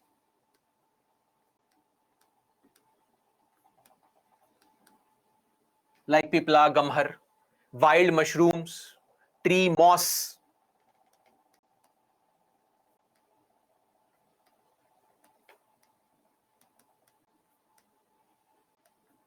So these tribals can collect this and sell them also. Okay. Otherwise, other things, the major forest produce is controlled by the forest department. Enforcement of liquor prohibition, liquor ban. So in these areas, the Gram Sabha can enforce a liquor ban also. So you saw this recently released movie starring Nani. What is that? Dasara. So in that movie, the whole concept was that the entire village was going crazy for alcohol, right? So people from Telugu areas would know this movie. And also see the issues that tribals face. There was a movie released just a couple of months back, directed by Vetrimaran. So Vetrimaran is a very famous Tamil director, and who made that Oscar nomination from India. That movie called Visaranai. So he has just released a movie called Viduthalai, and that showcases, though he says it's loosely inspired by various things, that showcases the amount of brutalities that tribals may face at the hands of the police staff. So it's a very heart-breaking movie, and for those from Tamil Nadu would know this, and I think others also should watch that movie. It's an amazing movie on the police brutalities. I think this is the second movie that Vetrimaran has made on police brutalities. One was Visaranai, again based on true story of to what extent can the police brutality go sometimes. Anyway, no more movie recommendations. Vetrimaran is a director. So Visaranai is the movie of 2018. I think the English name for it was The Interrogation. And Viduthalai is the current movie. Okay. Now, control over local plans and resources. So local plans, local resources like water bodies, etc. Gram Sabha can have control over that also. Then preventing land alienation. Land alienation. Meaning what? Land being sold to non-tribals. So Gram Sabha can control this land alienation. The whole point always comes down to this only, preventing their land from being taken away. That's the crux of Schedule 5 areas, that we do not want outsiders to enter their land, capture their land. We don't want outsiders to interfere with their traditions and customs. Two central ideas of Schedule 5 is land rights and social custom protection, right? That's it. Now, also control over money lending. So outsiders cannot lend money, cannot purchase land. And let me tell you something. This happened a few years back in, I think, in the outskirts of Ranchi district. So outskirts of Ranchi district, you have these Schedule 5 areas where a lot of these people, the tribals, they got land from the government. Now, what they did was, you have received land, right? But the point is, what will do with the land without any job? So these people sold the land to non-tribals, and non-tribals, oh, at the outskirts of Ranchi city, I have my land amazing, and they purchased the land also. Somebody filed a petition in the High Court, and later on the High Court issued orders to return back all the land to the tribals. And tribals, as far as possible, if you still have the money left, return the money. Otherwise, sorry, money is gone. Plus imposed additional penalty on the non-tribals because they had purchased land from tribals. So money gone, land gone, and also extra fine. So please do not purchase land in a Schedule 5 areas. It is not allowed. However cheap the rate may be, please don't do it. Okay. So this is there. Now, coming to some other provisions. State Panchayat Acts, understand this. The state Panchayat laws have to be modified in accordance with the customary laws and the social practices which are a part of the scheduled tribe community. You have to modify the Panchayat laws, incorporate the special treatment or the distinct culture, their practice, their customs, etc. Are we clear? That's point number one.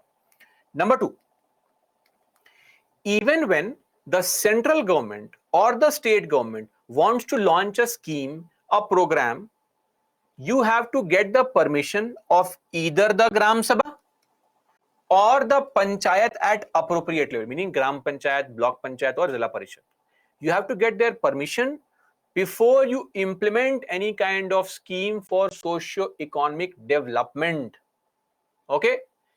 Or secondly, you also have to get their help and their approval for identifying the beneficiaries. Are we clear? So this is with respect to the Gram Sabha or the Panchayat getting special powers. And one more thing, when it comes to mining projects, if any kind of new mining project, public mining project, government, private mining project, if you are launching any mining project in a Scheduled 5 area, you have to get the land. So, hearing, meaning what? Gram Sabha meeting has to be held, and the Gram Sabha has to approve that yes, we are okay with the mining company coming and polluting our land. Only then will the provision be made applicable. Only then will the mining be allowed in that area. So look at these powers. These powers are given to the Schedule 5 areas only. You decide what schemes you want. You decide who is a beneficiary. You decide.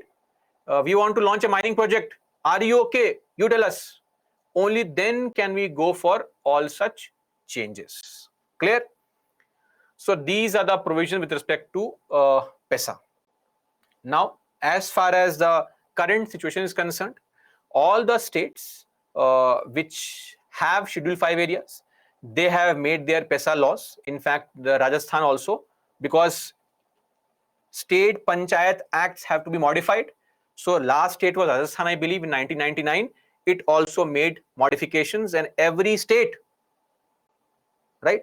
Every state has its modifications done with the PESA requirements.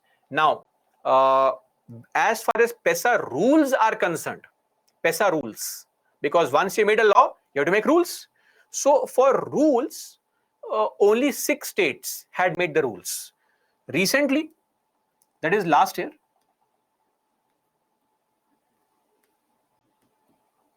MP and Chhattisgarh. These 2 states also made their rules for proper devolution of powers and for proper regulation of the PESA areas. Are we clear? 2 states are left, Jharkhand and Odisha. They have not made the rules.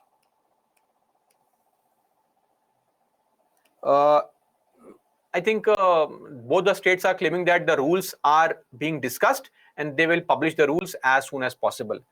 The Ministry of Panchayati Raj at the central level had already provided help in 2009 by creating a draft rules which the states could use and improve upon their own or create their own rules.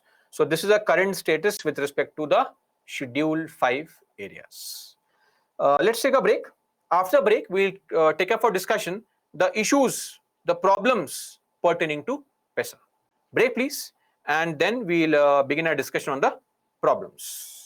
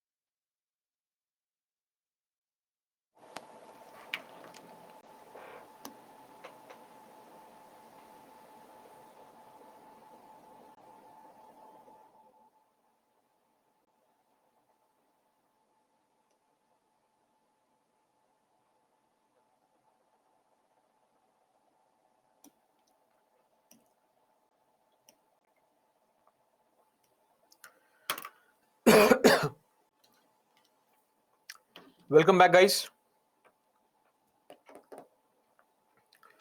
So now issues concerning PESA. See, the idea has always been that,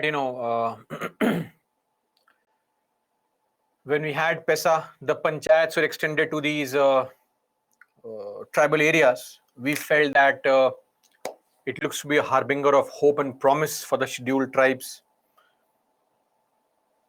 making them masters of their own destiny. But the law does have certain issues and problems. First up is the lack of exposure amongst members. People don't know that there is something called PESA. Of course, the literacy levels are also very high. So, because of high levels of illiteracy, not literacy, illiteracy, it also refers to the issue of lack of exposure, lack of knowledge. Okay. So, Sai Babu, PESA meaning? Not focusing on the class at all, joining in between. PESA, Panchayat, extension to scheduled areas. And law is very loosely worded. How? Look at this. If you want to launch any scheme or any program in the Schedule 5 area, what is required? Permission of whom? Gram Sabha or Panchayat at an appropriate level. Now, I am the central government. I want to launch a scheme in that Schedule 5 area. Whose permission is easier to get? Permission of Gram Sabha or permission of Zilla Parishad? Zilla Parishad. I'll simply call the district magistrate. Hello, IAS officer. Do you want promotion? He says, yes, sir, promotion. Do you want to move to a different place? Yes, sir. Central posting? Yes, sir. Implement the scheme. Get the approval of Zilla Parishad. One DM's call to Zilla Parishad members, right? They'll say, yes, sir. Where to sign? How to sign? When to sign? Work done. Most approvals are obtained through bureaucrats only. We never go for a Gram Sabha's approval. It's a hectic task. Easier to get approval through Zilla Parishad. The DM can simply say, the DC can simply say, see, I'll release funds, approve first. And because of that, approval is obtained. So the law is loosely worded in the sense that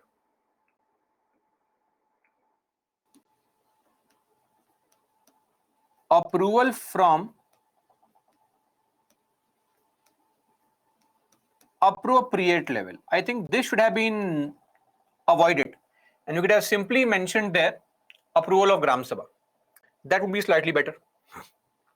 Then forest department's excessive control over forest resources. Why?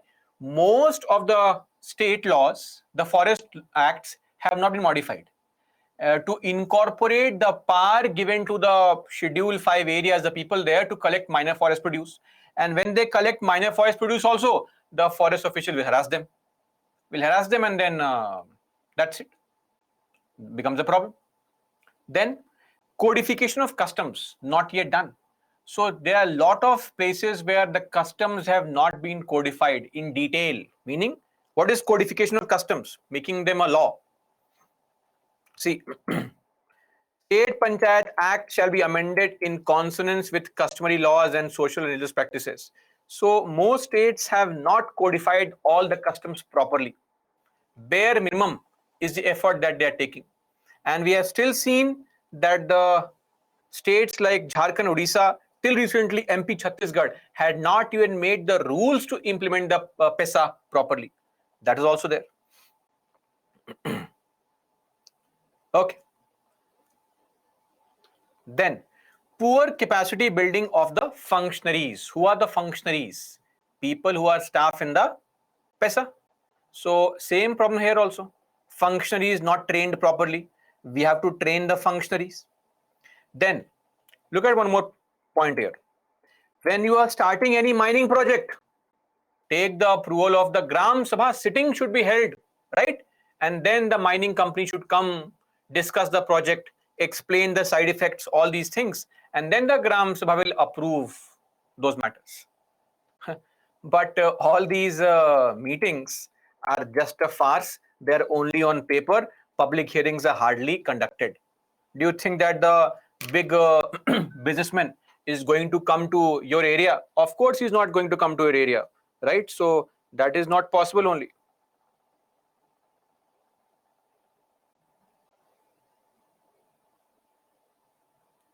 So he will not come to your area.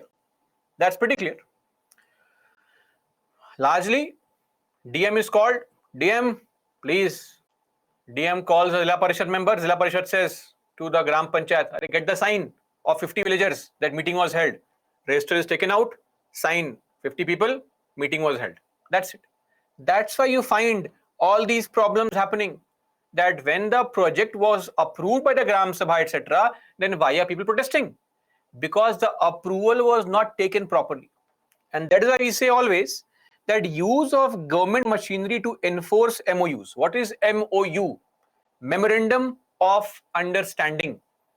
So when you read a monthly magazine, you must be looking at these topics in IR especially, or economics, that this minister has gone to Israel, has signed 16 MOUs on health, agriculture, etc. What is this MOU? I go to a country, I tell them that please let's have an agreement. I'll provide you with land, resource, everything. You come, bring your money, bring your expertise, and launch a factory in India. MOU, a memorandum of agreement to provide for suitable environment in the country for business to come from outside and thrive. Now what happens is, ideally, if I want to start, say, a factory here, I should firstly get the approval of Gram Sabha, then go to a foreign country, sign some kind of agreement there. But that's not what happens. I'll go to a foreign country, sign an agreement, come back, call the local bureaucracy, implement it, get the approval. And now the local bureaucracy gets the approval. When the company comes, launches the project, NGOs will come, say, where is the approval? Where was the meeting? It's all either false or there's some problem. Protests start. When people are told on the possible problems of the possible environmental impact of the project, then people realize, oh, we can't have this. That is what causes a problem. Government, rather than going for getting approvals first, then opting for signing MOUs, they have reversed this idea, right? And also, PESA is meant only for rural areas because Panchayat is meant for rural areas. If I want to escape my responsibility, PESA is a difficult task for me. I have to modify my laws. Then in those areas, center gets more powers, governor gets more powers. Plus modify those laws, getting Gram Sabha approval, getting the Zilla Parishad approval, for even a mining project, getting this approval, that approval. All this is a problem of PESA for the governments. What will they do? If I convert a rural area into an urban area by issuing a notification that this area is now urban area, Nagar Panchayat. What is Nagar Panchayat? Do you remember? An area transitioning from rural to urban, Nagar Panchayat. If I make an area as an urban area, my task is solved. My task is solved. I don't have to implement panchayats there because panchayat and PESA is only meant for rural areas. For urban areas, there is no MESA, municipalities, extension, that's not there.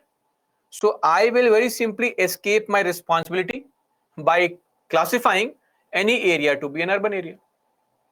These are some of the problems that people are facing despite being these areas with lot of autonomy and lot of special efforts being taken by the government. And see, lot of actors get involved here. Traditional leaders, local bureaucracy, non-tribal society, government departments like forest department, revenue department. So many players are there that it becomes very confusing also to implement the projects in the right step in these areas. And that's why we say that government and the tribals.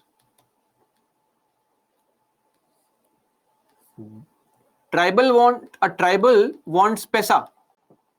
Government only wants paisa. Paisa, money. And because the government is forcing its MOUs, MOU Wadi, it is forcing the tribal into becoming Maowadi. That is how it is. And this battle of Jal, Jungle and Zameen, this entire battle of Jal, Jungle and Zameen, the tribals are losing this battle on a daily basis. That is the reality in the country. Just a play of words. It's okay if you don't understand this. It is just a sarcastic take. Don't take it seriously. It's a play of words. You can write this in the examination. Not really. I would ask you not to write this in the examination. It may not be seen nicely. Being sarcastic, good for class, not good for examination. This is okay. This can be written in the examination. This, please avoid writing this. This was just to explain to you the idea of what is happening in the country. Are we clear on this? Maowadi is basically Maoists.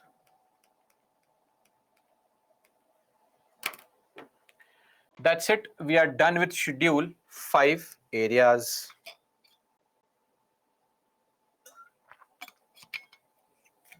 Now coming to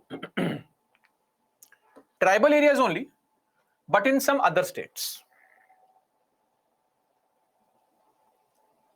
Shalu, I was waiting for this. How public hearings on paper? Please clarify.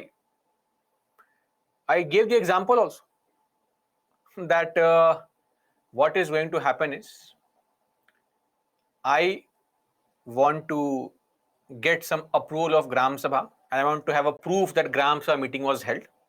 I'll call the district magistrate from central government and I'll call him, let's get the approval. He will call the Zilla Parishad members, get the approval. Zilla Parishad will ask the Gram Sabha, come on, rotate the register. The meeting register will be rotated. 50 people will sign on it or 100 people, whatever. That's it. A proof that meeting was held and that proof photocopy is taken and sent to DM. DM sends, puts in the file, submits it that yes, meeting was conducted. People have no idea whether the meeting happened, did not happen, what did it sign about, whatever. This is how things are done with respect to on paper only. Okay. So for these explanation of examples, it's better to again see the already uploaded videos, which is now there. The whole purpose is to not repeat the same point again in the class for the others, right? So that is why if there's some big issue in any area, this is also for help. If there's some big issue, somebody says, I don't understand the topic, it's better to go to the uploaded videos and see them as many times as possible. Okay, now coming to the tribal areas. Recorded video. Is the recorded video available, guys? Or we can only see 3 times. If you're not able to understand 3 times and plus 4 times, then I highly doubt that it will be an easy way for UPSC. Anyway, so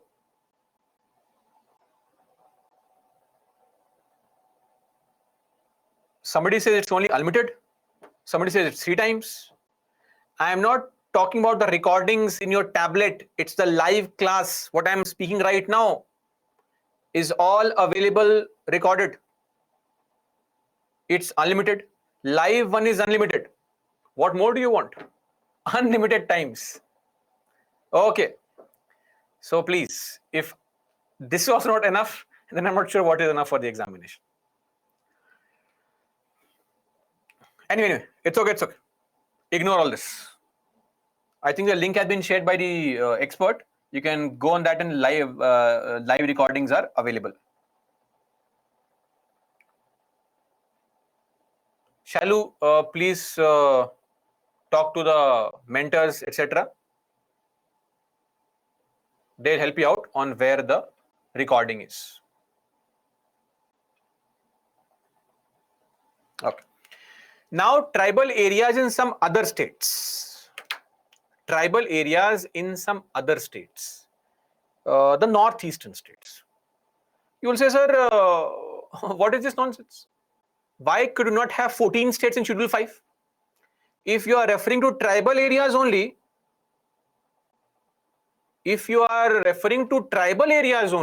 then why this separate treatment? Schedule 6, harassing the aspirant.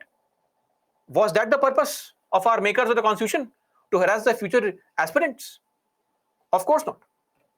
Of course not. Then why are we treating the northeastern state tribals separately? Because the issues here are not just of ethnicity,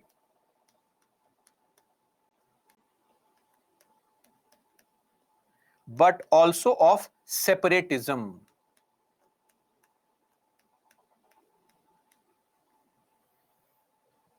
That is why we have to treat them differently. Secondly, let me also clarify. This issue of us viewing these tribals as people who are socially, economically, educationally backward may go down well for other parts of the country, but not for Northeast. Okay?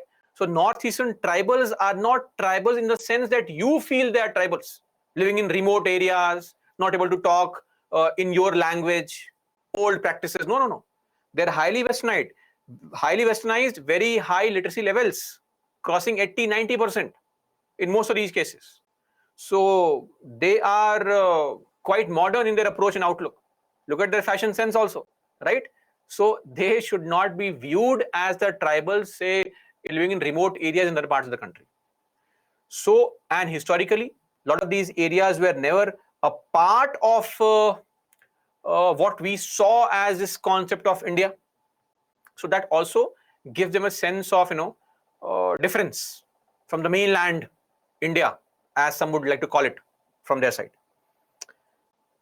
So because separatism, trying to part ways from India, has been a cause of concern in the recent times, that is why we need to treat them differently. So concept is the same. We have 4 northeastern states which have certain districts which come under Schedule 6. Certain districts under Schedule 6. What should we use? Green. So we have Tripura. This is Tripura. Okay. With one area which comes under Schedule 6 area. We have Assam. So Assam is this entire area, right? Okay. This comes under again Schedule 6. So we have the Bodoland area, Karbi Anglong area, and Dima Hasao area. Okay. Then we have Meghalaya, Garo, Khasi, Jaintia Hills. This is the area of Meghalaya.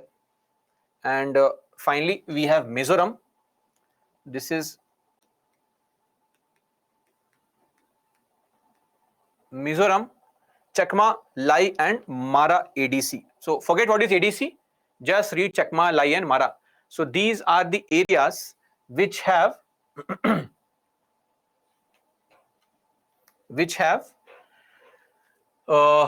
again people who are largely tribals in these areas. The same concept, tribals in these areas, with a distinct culture, etc., and hence need a special kind of treatment. Are we clear on this? Okay. So this state that you see is Manipur, but it is not covered under Schedule 5. Okay, that is Manipur. Just above Manipur, you have Nagaland. For those who do not know, you can look at the map of Northeast. Okay, this is a area where you have a current situation in the country, but is of no concern to us, frankly, because it will be dealt with in your internal security classes. But I'll just give you a brief. So don't ask me questions in detail on this. It will just detail the class. But in brief, since it is a topic being discussed recently, so basically what the idea in or the issue with respect to Manipur has been a tribal conflict. Okay. In short, this is what I'll explain in short. So what is the concern is that, see, in Manipur, you have the Meitei tribes who are largely around 55-60% population, around 55% population. And if you refer to somebody called Manipuri, so Meiteis are referred to as the Manipuris typically. That is what we refer to as Manipuri. Apart from them, we also have a lot of Naga people there. Kukis are there, the Chin tribes. Meiteis originally used to be tribes like Khuwang, Luwang, Moirang, etc. But all of them got absorbed by the Meiteis only. There's a book called Bleeding Manipur which mentions this topic. Anyway, so Meiteis, a very large group of people in terms of population. But Meiteis live in a very small area. So in the Imphal Valley area, at the center only, they live at the center only, very small area. So think of this, Meiteis around 60% population, but confined to 10% area, Imphal Valley. But Nagas and Kukis, they largely comprise around 30-35% population, but are spread across the entire state in 90% land. Now the fight has been going on for a long period of time now, because Nagas, Kukis, etc., they are all scheduled tribe community, ST. They come under ST category. But Meiteis are not covered under scheduled tribe category. Okay. Though Meiteis, some of them are covered under scheduled caste category or even OBC category, but not scheduled tribe category. So the whole issue was the Meiteis always demanding for scheduled tribe status, and Kukis against it. See, Nagas don't have an issue because Nagas already have a Nagaland, so they may not be in the prime issue here. It's largely an issue between Kukis and Meiteis. Now, the current situation comes from a High Court order. So High Court in last month had issued an order saying that Meiteis,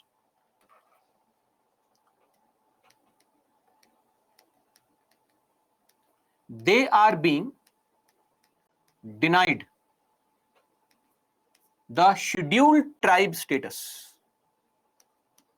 This violates dignity, this violates equality, and it asks the state government to send a recommendation to center within 4 months to also incorporate Meiteis under scheduled tribes. Now, this has been the cause of concern. Kukis don't like it because already, to just give you an example, Meiteis control politics in Manipur. Like say out of the 60 seats, 40 belong to Imphal Valley only. It's very populated, largely Meiteis. So Kukis are saying that we are just spread out in a large tract of land, but the main resources, the main power is being wielded by Meiteis only. Meiteis say we want our customs, our culture to also be protected, and we also want a scheduled tribe status. This is a fight. Rest everything is just fight between the people there, protesters, demonstrations, fights, etc. This is a underlying issue, nothing else. Now, of course, whenever there is any issue, various parties would come into picture and would want to find their own agenda. So Meiteis basically are largely Hindus. Kukis are largely Christians. Now, somebody can say, sir, Kukis, Nagas, how can they be Christians? They were also Hindus. Before 1890s, of course, possible. But because of the Christian missionaries from UK coming in, they have largely been converted into Christianity. So now this Kuki versus Methi issue, which is a local tribal conflict, is being viewed by people, or at least the politicians want us to view it as a Hindu-Christian conflict. That's not a Hindu-Christian conflict. Trust me on this. It is not a Hindu-Christian conflict at all. It has got nothing to do with this religion.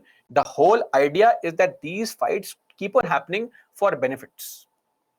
And these tribal conflicts are very common in Tripura also, which is much more heterogeneous in terms of tribes. So nothing unique is happening here. It is just that the law and order situation worsened. That became the cause of concern. Otherwise, minor conflicts, okay. Now, this is bound to happen. In such a diverse country like India, we are bound to have minor conflicts. Okay. Now, don't ask me who is right or wrong. Of course, I will never say who is right or wrong. Right?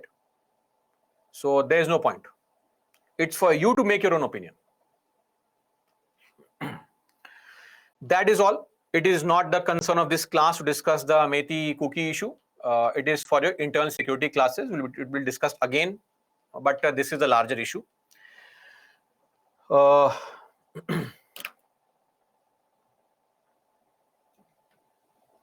Sarah, JNU students were protesting against RSS, Modi government and Brahmanwad during, forget JNU students here. I mean, the point is that why JNU? JNU has a lot of students from right and left and central approach also. It's okay. Everybody has a right to protest. Protest peacefully. Don't do drama of fighting and all. No arsoning, no burning of vehicles. You want to protest? Please protest. Don't occupy public land permanently. Don't disturb public commuters. Don't disrupt daily traffic. And then you protest to the maximum extent you want to. Nobody is bothered. Okay. Now coming to the tribal areas, Schedule 6 basic information. So after this basic information, now let's come back to our cause of concern, which is the Scheduled 6 areas, which is 4 states in northeastern part of the country. These 4 states, I believe you would remember the names also. It is important. Meghalaya, Mizoram, Tripura, Assam. In these 4 states, certain districts, just like Schedule 5, are covered under what? Tribal areas. So this is Schedule 6.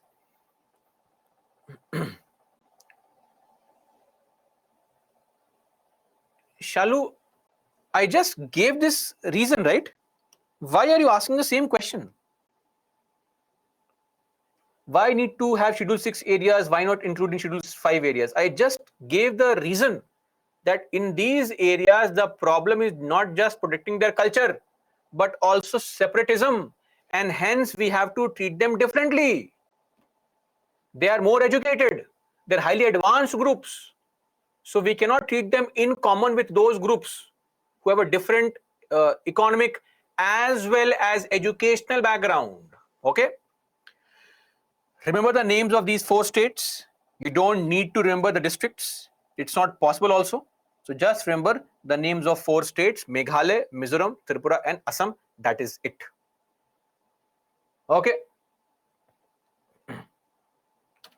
Now, coming to the basic provisions. You will be slightly surprised after looking into the Schedule 6 areas. Just control emotions till then. So in all these districts, all these areas, like say this is a district, right? This area we want, or this area, this area, this area, what we'll do is we'll identify these districts. We'll call them autonomous districts. And we will create an autonomous district council for this area. DC, ADC or DC, sometimes also called also ADC. So you may have seen the books being referred to as ADC, but normally in the constitution they call it DC only. So what is the target here? Find out those areas which are autonomous districts, and for every such AD, have an ADC, Autonomous District Council. Are we clear on this? It is that ADC which governs the area. I am repeating this point. It is that ADC which governs the area. Now, sometimes, let's say in case of Mizoram, in Mizoram, these areas are those autonomous districts having tribal population, slight social backwardness, etc., or economic backwardness. Apart from this, in other parts of the state, this state Mizoram, if it is required, then a regional council can also be created. RC, regional council can also be created. Okay. Now, every DC or ADC shall consist of maximum 30 people, out of whom 26 are elected and 4 are nominated. Okay. Governor makes rules on these things, on how election will take place, so don't worry on that. It's not of our concern. The only exception is Bodoland. Firstly, Bodoland does not have the common name. So if you see here, Khasi Hills ADC, Jaintia Hills ADC, okay, Tripura tribal areas ADC, Chakma ADC, Lai ADC, Mara ADC, Dima Hasao ADC, Karbi Anglong ADC. But for Bodoland, we have a different name, Bodoland Territorial Council. Name is different, the purpose is the same. So Bodoland has 46 members, the only exception. Other ADCs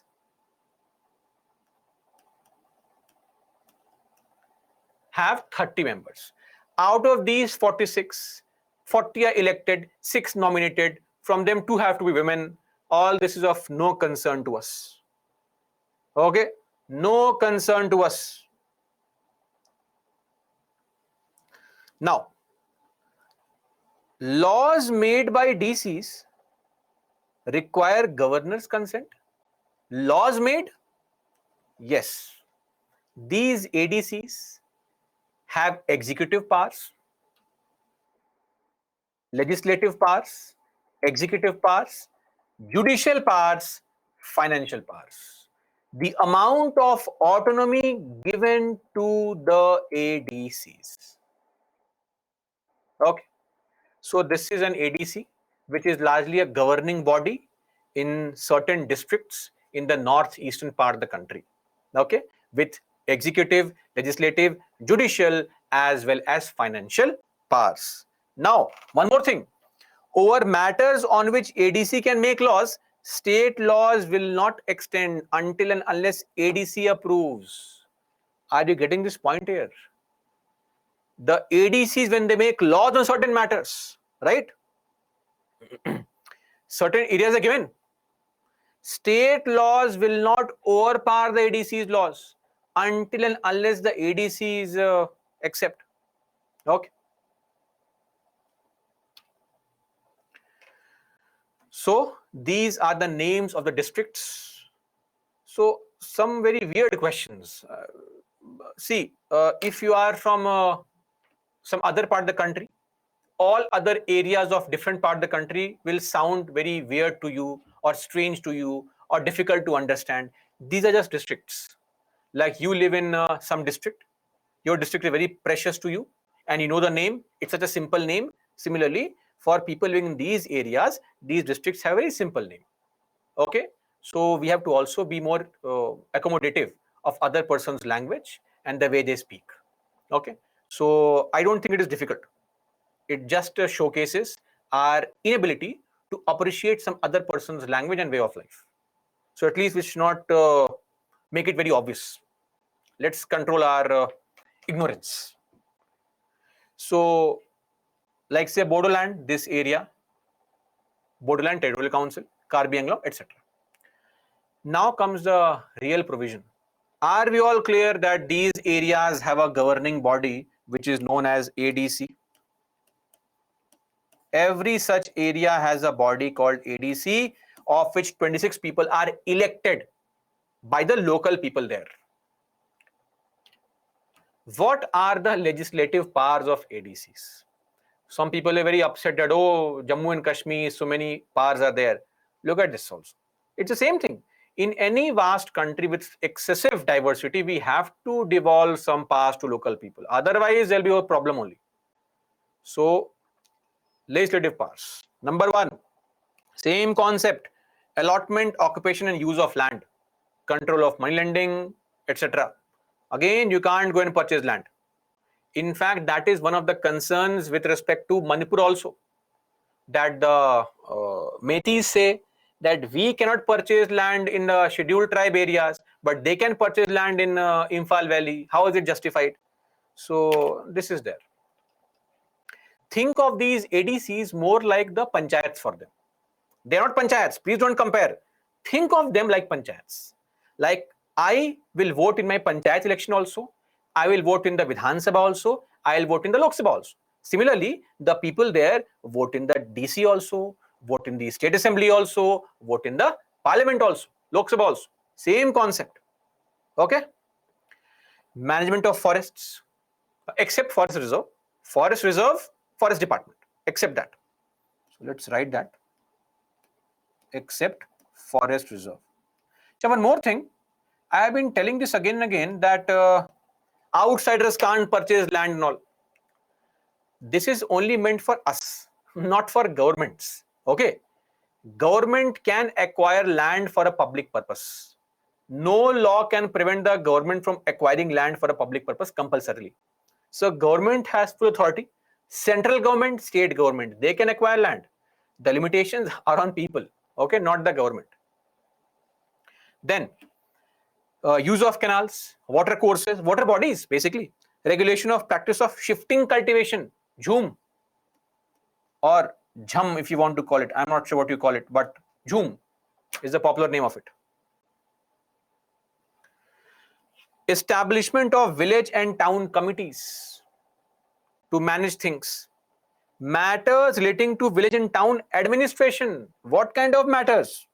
Police matters, health matters, sanitation matters. Mind you, the ADCs can make laws on all these matters. Are we getting this concept here? They have the right to make laws on all these topics. Like some assembly or parliament, they make laws. Then appointment and succession of chief and headmen of tribes. So since they are largely tribal communities, they have their tribal heads, etc. How to appoint them, who will be the next chief, all the laws are made by ADCs only of that area. So every ADC has to make laws providing for such social practices. Apart from it, all aspects of personal law. What is personal law? Marriage. What is the personal law apart from marriage? Tell me. Laws on marriage. What else? Divorce only you'll think always. Okay, divorce. Adoption, inheritance, etc. These are called personal laws. Succession, social customs, inheritance rights, minority, guardianship, all these things. Personal matters. Not criminal matters and all. Personal matters. These ADCs can make laws on personal matters. Okay, they can make laws on personal matters. Now, executive powers. They can establish, they can construct, and they can manage with the prior approval of governor, of course.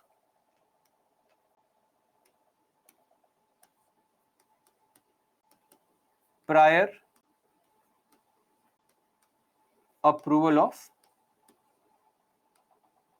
governor. They can manage primary schools, dispensaries, markets, road transport, water transport, cattle ponds, fisheries, ferries, all these things.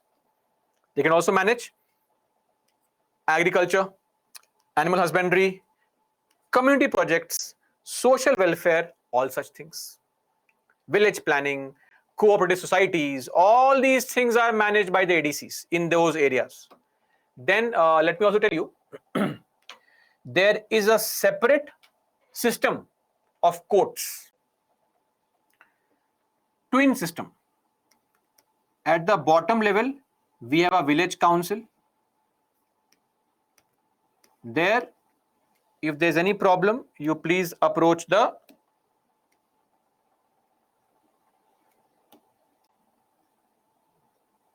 district council.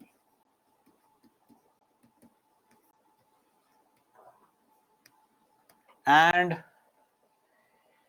challenging the district council's judgment can only take place in high courts, then Supreme Court, not in the subordinate courts. Now, these courts are meant only for tribal disputes. ST versus ST. Because these courts are meant for tribals. A non-tribal, if he comes here, there'll be biases against him or her. So these courts are meant only for settling tribal disputes. So if there's any dispute between two people of the tribal community, you will go to a village council. Again, appeal, district council. Appeal, high court. So these are the courts that are available. Think of this as lower judiciary.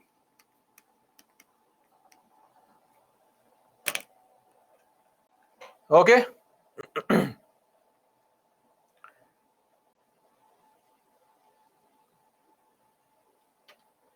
Then financial powers. What are the financial powers? Powers to levy and collect taxes, land revenue, same thing like panchayats, animals, vehicles, entertainment, amusement parks, because they need money to maintain schools, dispensaries, roads, so they can collect taxes also. Okay.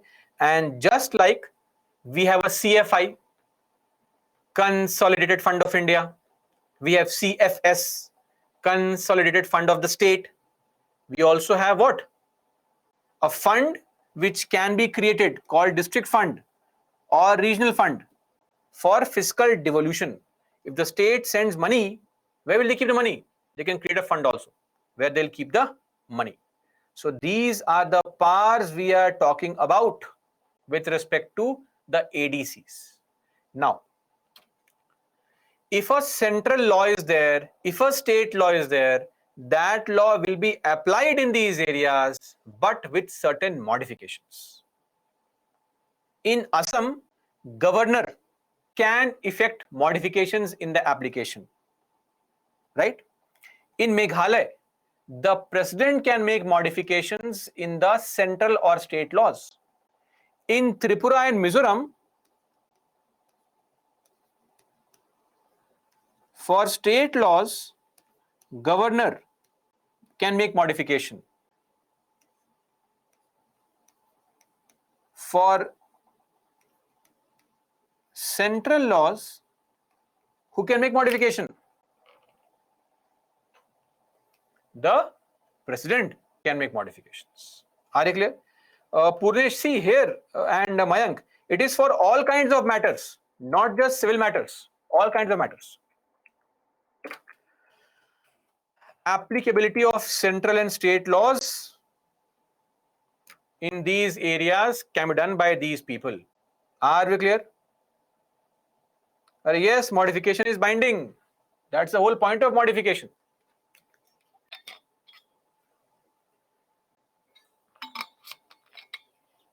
Basically, it is always the central government only.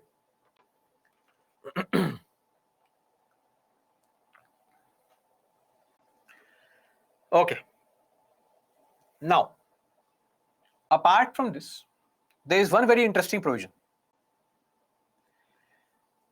Governors have the power to cancel any law made by ADC if the law is likely to endanger India. Okay. Or the law will violate public order. So one thing is there, please understand. There's no blanket power. Governor can suspend or cancel laws or orders of ADC if number one, they endanger safety of India.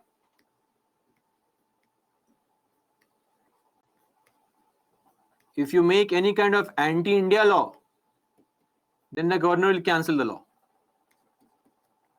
Or if any law hampers public order, then you can cancel that law also. Are you clear on this? That's it. We are done with the ADCs. Simple. So that is all. Now, what are the issues? Issue number one, which is a very standard issue, codification of customary laws. To give you a simple example, the idea is always how to incorporate all the laws of all the custom tribals, right? That is not possible. There are, look at say Tripura, for example. Tripura is a highly heterogeneous group of multiple tribal communities. Every tribal group will have distinct points, distinct ideas, distinct ways of doing something. Personal laws are different, customs are different, right? Religious aspects are different. We cannot add all the personal practices into laws in that ADC. It's not possible. Becomes difficult. So that's one thing. That's why tribals are very angry that my custom is not there in the law. Why this tribe's custom is there in the law? That's a challenge. Then corruption in ADCs. So corruption is a standard problem everywhere. Government sends funds. The funds come here. The heads in the ADCs, members. After all, ADC is an elected body of local leaders. Won't they be corrupt? Come on. It's a matter of fact. That's the whole relationship. I am here not to serve the people's needs, but I am here to serve my own interests. Then, irregular financial devolution. Government's money is also not coming regularly, right? It's not that the fund flow is very free. Before elections, funds will come. After elections, no funds are coming. That's also there. Then land alienation. Now you will say, sir, how is it possible? You have said that you can't buy land from tribals. Then how is land being alienated from them? How are you buying land if land cannot be bought? Very simple. Very, very easy. Two ways. Benami. Have you heard of Benami? If not, you will understand this very shortly. Once you become an IAS IPS officer, you will start this only. You will not purchase property in your own name. Why? Because every year you have to submit your assets and liabilities. It's mandatory. Okay. So you have to submit all the assets you have, your spouse has, your dependent kids have every year. So you will submit property, or you will purchase property in somebody else's name, Benami, or if sometimes in nobody's name. Second is the concept of buying, not purchasing land, but taking land on lease. So here, get the land on lease. 99 years lease. 499 years of lease. I am not purchasing it, but I am taking on lease. You are the owner. People, I have just gotten this land for 500 years only. Why is that? 500 years only. So if you take lease for 500 years, what's the point? It's as good as purchasing the land only. And as I said, the tribals here, they are not people who are illiterate or uneducated. They are highly educated, assertive people. They know all this nonsense. They don't appreciate it. When you purchase land in some local person's name, some ST person's name, and you are the real owner, Don't you think they understand it? They understand all this. That's why protests happen, right? And of course, this has resulted in a tribal non-tribal conflict also. Then issue of representation. Not every tribe gets represented, especially smaller tribes.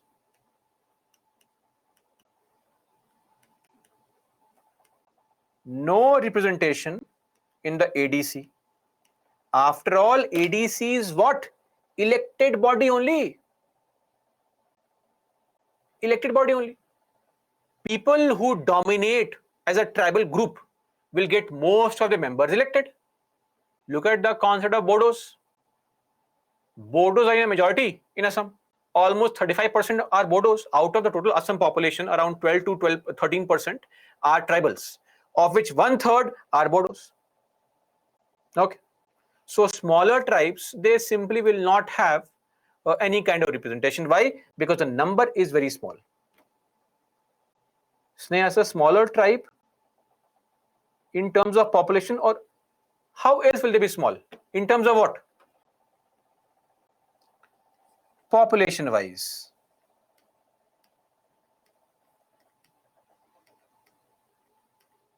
Anyway.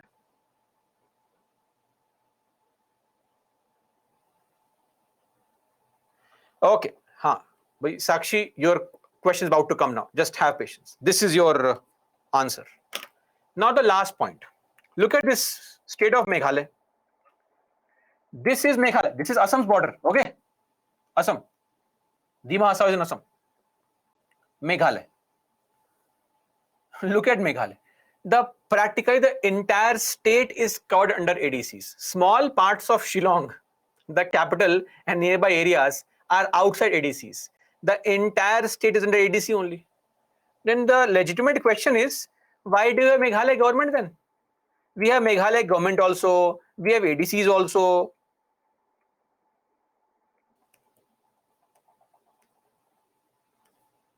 So it's not entire, it's almost entire state covered.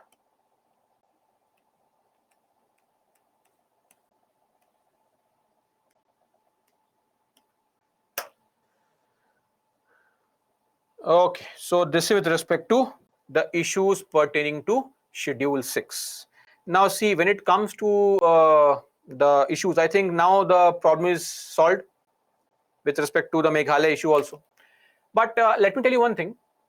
When it comes to the Schedule 6 areas, we have largely been successful. Now you may say, sir, we are spending so much of money in these areas, we are giving so much of autonomy, we have purchased their love. Maybe. But frankly, we have been able to minimize separatist tendencies in these areas. It has come down. I'm not saying it's zero. You are bound to have people here and there who will start fighting and say, I want a separate country, etc. That is possible. But it has been brought down to a large extent. So giving of autonomy, make laws, make your own rules, regulations, have your own judicial body, impose taxes, these things have given people a sense of protection also. Let's see, the country, the central government does not want to overpower us. They want to respect our culture and customs. And minor tribal to tribal conflicts will happen. This got escalated a bit too much, but these issues constantly crop up. It is not something unique, as I said. Yes. Now, and plus the sad part is we don't know the loss of lives also, how many have occurred. So exact figures are not there. And because of advent of social media, I would ask you to refrain from going crazy about any one side. We never know the true picture of what is happening on ground. Okay. Even somebody from say Manipur will not be able to be very unbiased. Why? Because if I belong to say Kuki tribe, I'll have my own opinion. If I belong to say the Meji tribe, I'll have my own opinion. So that is always going to be there. Rather, just focus on the facts at ground and form your opinion on right and wrong. That's it. So that is all as far as our Schedule 6 areas are concerned. We are done and solve this question asked in 2022.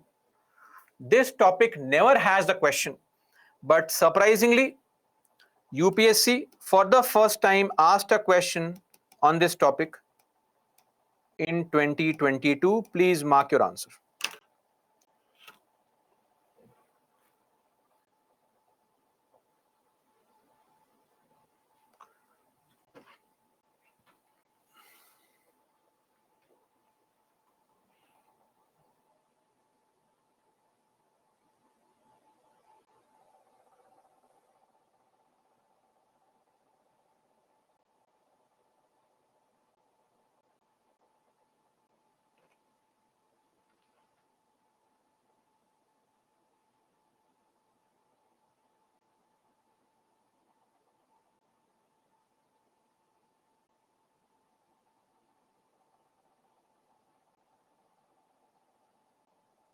Done?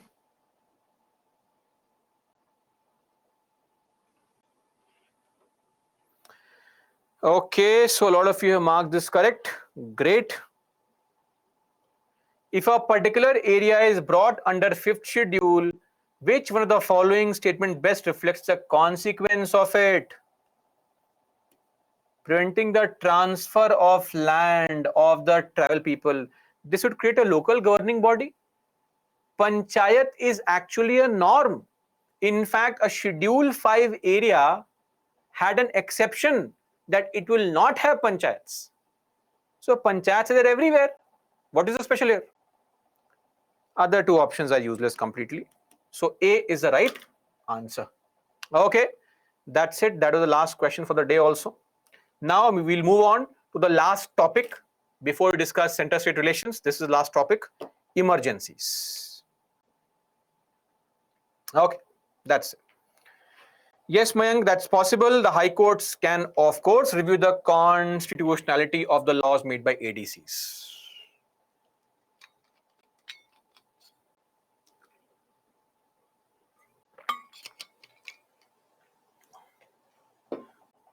So, emergencies in the Indian Constitution. So, we have three kinds of emergencies. Emergency number one is called proclamation of emergency. Proclamation of emergency.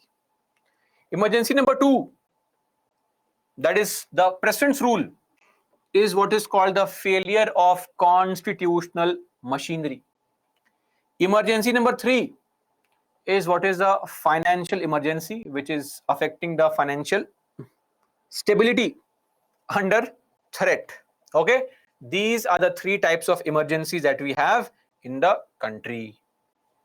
First up is national emergency. This is Article 352. This is Article 356.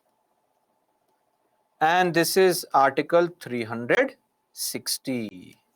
There are other provisions also. Article 353, 354, 358, 359. Here also Article 355, which is being used in Manipur as some people suggest. We'll see that shortly. Oh. Here there is no other article. We just have only one article, Article 360. So this article important, important, important, important, important. That's it. Oh, I forgot one more article, 357.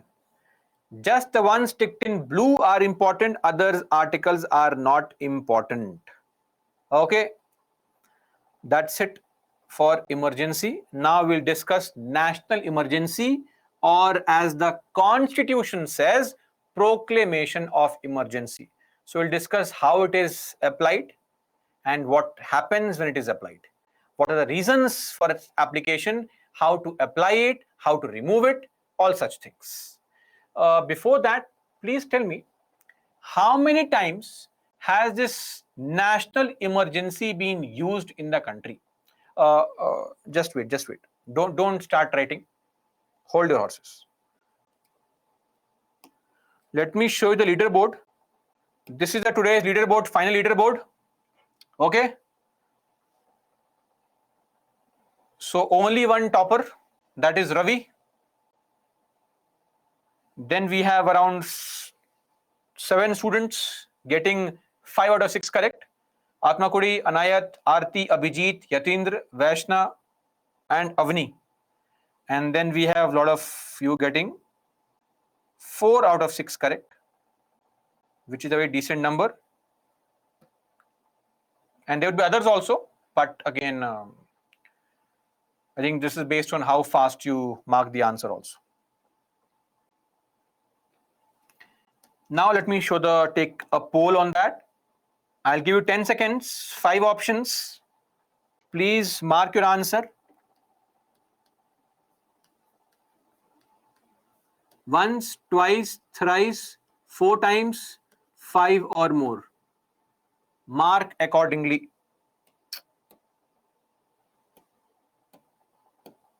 How many times has national emergency been imposed?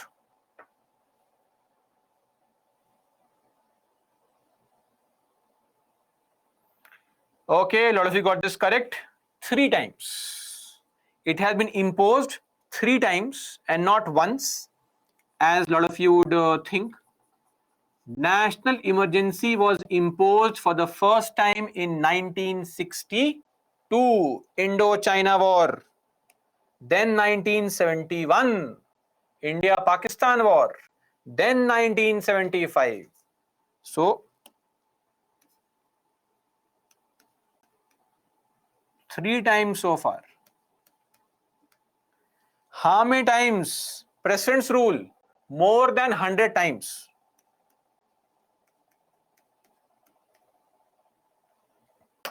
Till 2016, 115 times. And how many times has the financial emergency been implemented? Please write the answer. Tell me.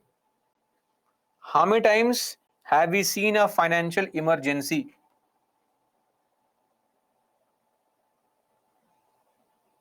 No response.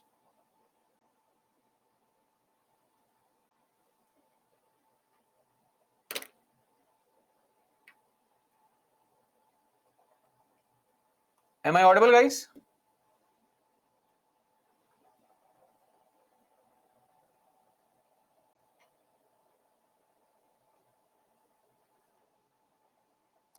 Okay. I could not see the responses. Not a single time. None so far.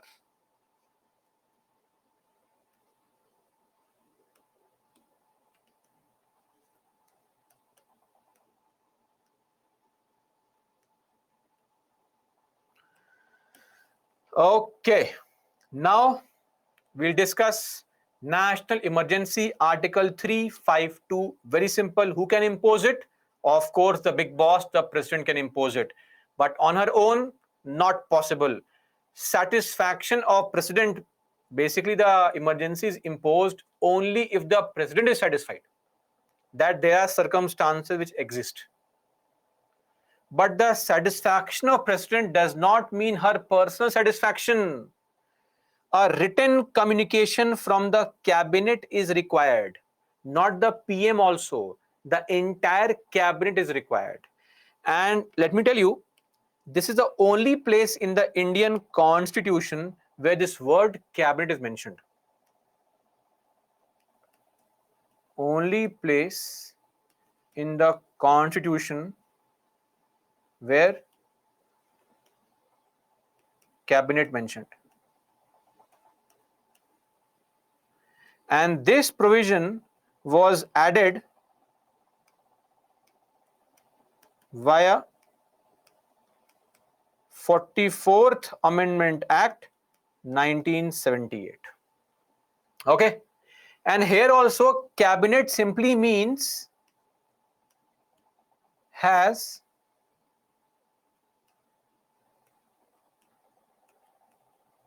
same meaning as Council of Ministers in Article 74.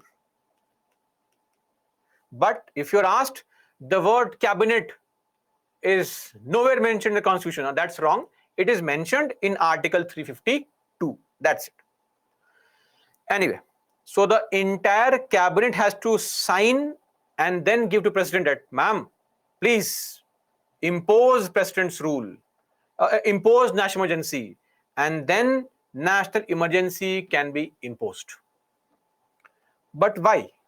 And what is the condition? So, when can it be imposed? One more thing, the beauty of emergency is that it can be imposed in a small area or the entire country. It is not that the emergency can only be imposed in the entire country. No, no, no.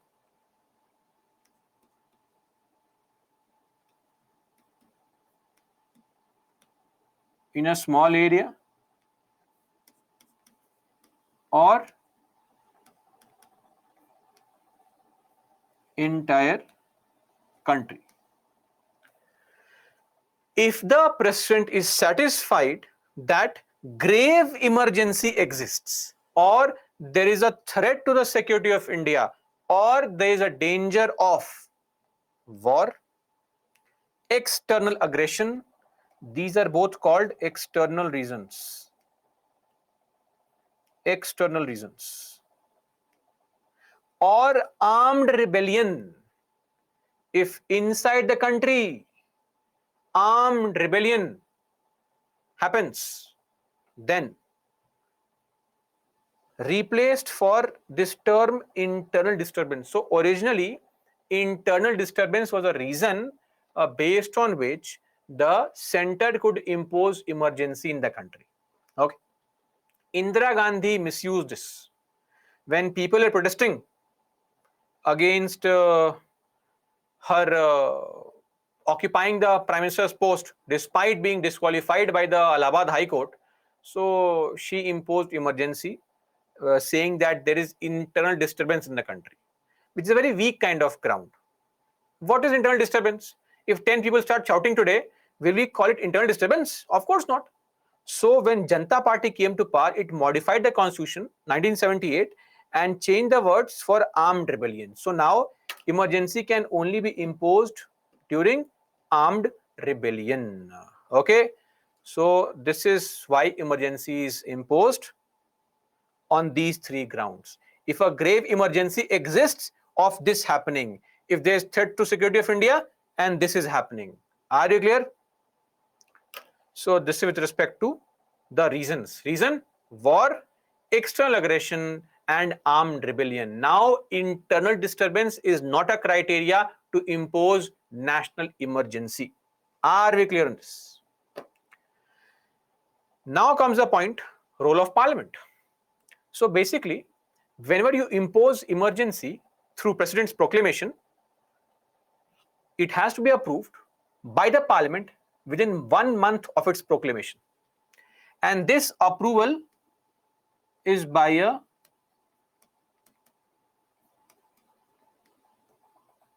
special majority. Special majority, the same majority required to amend the constitution, 2/3 present and voting, more than 50% total strength. That's the majority. Are you clear? It should be approved by the parliament within 1 month. If not, emergency has to be removed after 1 month. Now, once approved by the parliament, it remains in force for 6 months. 6 months from the date of approval of proclamation. So from the date of approval of the proclamation, this emergency will continue for 6 months. Okay. Now, if you want to further increase it for 6 more months, again the parliamentary approval is required.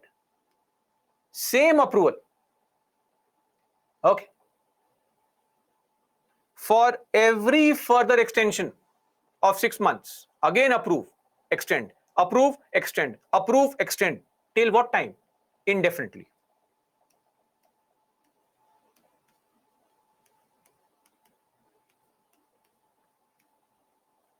Are you clear?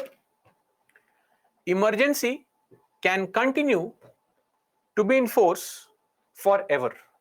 The only condition is the parliament has to keep on approving it every 6 months. Are we clear on this point, everybody?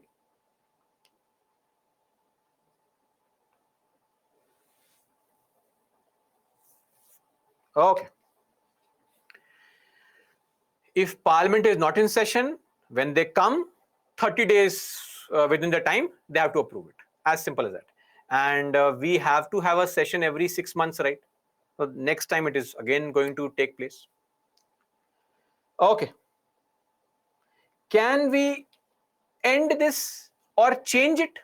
Let's say emergency is there in the entire country. Can we modify it and say, no, emergency only in Rajasthan, only in Nagaland, only in Gujarat? Possible. It can always be modified.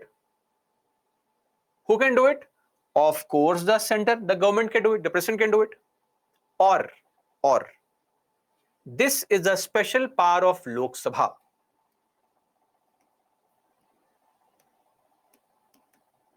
While we are discussing the chapter Parliament, the second last point in the special powers of Lok Sabha was this only: removing or revoking the national emergency before its full term of 6 months. Okay? Are we clear on this, everybody? So this is the special power of Lok Sabha only, not the Rajya Sabha. What will happen? 1/10 quorum of the Lok Sabha will give a notice to the speaker. If the house is not in session, if Lok Sabha not in session, to the president, and then a session has to be conducted within 14 days. Within 14 days, a sitting of the house will be conducted.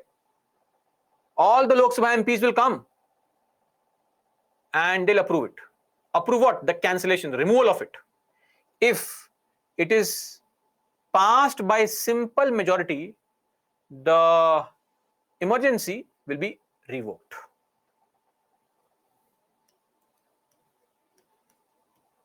If done, emergency revoked.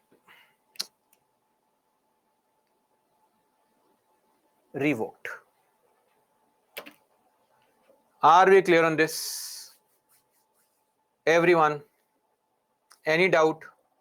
So look at the situation. It is so easy to remove it, so difficult to impose it. To impose the emergency, what is required is a special majority of the parliament. But to remove it, a simple majority. So easy to apply, difficult to remove. Okay, this is national emergency. Clear? What is special sitting? Special sitting meaning a sitting where we'll discuss only that, just that voting will take place, nothing else. That's a special sitting here. Go crazy for these words which are very self-explanatory. So a sitting which will be conducted only to look into whether emergency has to be revoked or removed or not. Okay.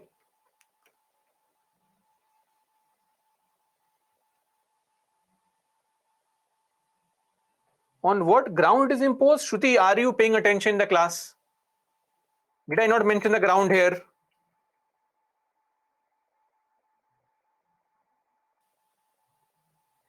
Anyway, I think the best thing is to just let you revisit the video again and revise that. Now, hold your horses. I won't run away in between. We'll discuss what happened during emergency. So the whole point is, if this is done, what happens? What are the executive effects? What are the legislative effects? What are the financial effects? And what about any effect on fundamental rights? First up, executive effects. So see, basically what happens is, center gets complete control of everything in the country. Center can give binding orders to state governments also. On every topic, center can give binding order to state government on any topic, including stateless subject. That is the executive effect. State governments come under complete control of the central government. Okay. Second thing, legislative effects, law-making effect. So normally, Parliament is not allowed to make laws on stateless subjects, or you have to get the permission from Rajya Sabha to make laws on stateless subjects. But during national emergency, Parliament is empowered to make laws on stateless subject. Are we clear? Now let me clarify. The Parliament can keep on making laws on stateless subjects. This does not mean that the states have no power. States can still make laws subject to overriding powers of union, meaning state list starts behaving like a concurrent list. Why concurrent list? Because in concurrent list also the exact same condition is there, that both central and states can make laws, but the central law prevails. Here also, in the case of national emergency, both the center and the states can make laws on stateless subjects, but center has overriding powers. Now, this power is only till the emergency continues. Okay? Emergency continues. Anjali, holding your horses refers to controlling your emotions, right? That's what it means.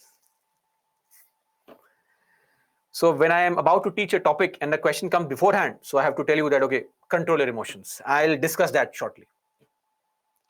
Sarafuddin, what is nothing for judiciary? Separation of power, sir. Why this question? Don't break my heart towards the end of the class, sir. I can't sleep tonight. Please. Judiciary is separate. Nothing happens to judiciary. Okay. If something is there, I'll mention. I will not hide information from you. There's no advantage in this. Okay. Now, during emergency, a law has been made, right, by the Parliament. That law made on stateless subject does not continue forever. Forever. Any law made by the Parliament on the stateless subject will end 6 months after the emergency ends. Are we clear? Are we clear on this? When I make a law as a Parliament on a stateless subject, during a national emergency, the law will only continue till the end of 6 months after the end of emergency. Okay, that is it. Lastly, we know very well that during, the tenure of Lok Sabha is 5 years. Yes or no? The tenure of Lok Sabha is 5 years. The tenure of Vidhan Sabha is 5 years. Okay. When emergency is in force, and when I say emergency here, we are discussing national emergency only. So I just want to cut short the word emergency, right? So whenever there is a national emergency in proclamation, the Parliament by law can extend the life of Lok Sabha or the Vidhan Sabha by 1 year at a time. Are we clear on this? Normally, the tenure of Lok Sabha or the Assembly is only 5 years. After 5 years, it is subject to automatic dissolution. But during emergency, that is a national emergency, the Parliament by law, meaning simple majority, can extend the period of Lok Sabha 1 year extra, 1 year extra, 1 year extra, any number of times, but only by 1 year at a time. Okay. For example, in the case of Indira Gandhi, it was extended twice by 1 year by 1 year. So this is with respect to the legislative effects. Are we clear on this? Yes, madam. LS also, it is mentioned here For Indira Gandhi, she extended only for the Lok Sabha. So I said Lok Sabha. It is mentioned here. Don't ask me thing mentioned on the slide already.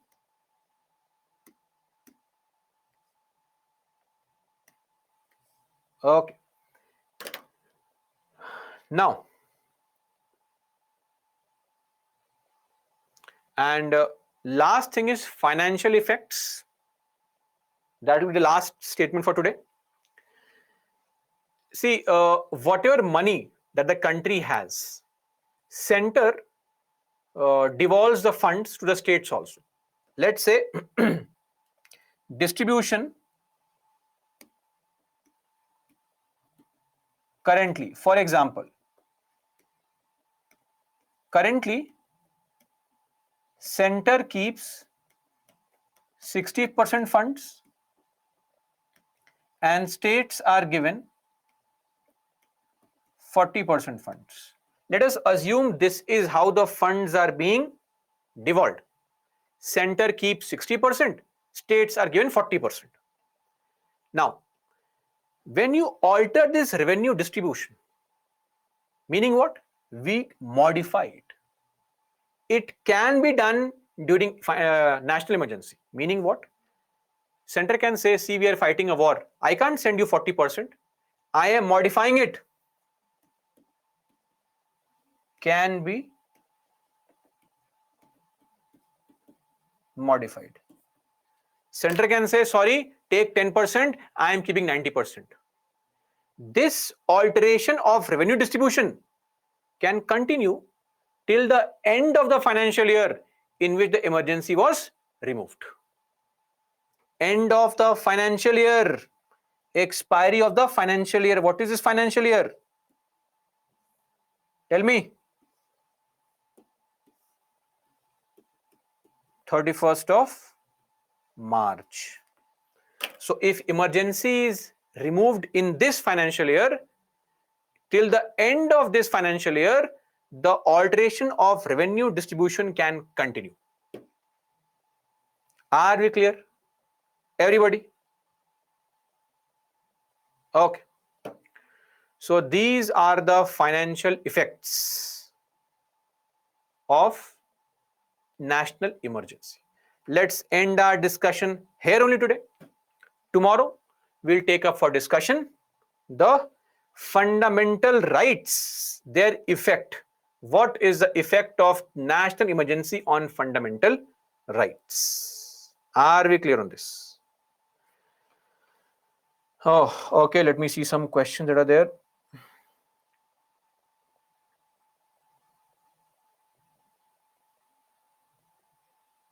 Thota, what if only a small part in state has emergency? Then you make laws only for that small part. Anand Padmanabhan, sir, then how will state government function? How will state government function? With the money they have? That's it. The country is at war and you want you are worried about the state government functioning. So of course it won't be 90-10. The money may be less. So if a country is at war, don't you think it is logical that we save the country first and then worry about the personal expenses? So priorities. Second point, this one. See, for all those who don't understand this statement, let me help you understand. Let us say emergency was removed, or say emergency proclaimed today. What is the date today? 8th of May 2023. Now, if the emergency is revoked on say 15th of December 2023, then alteration of revenue alteration till 31/03/24. Are we clear on this?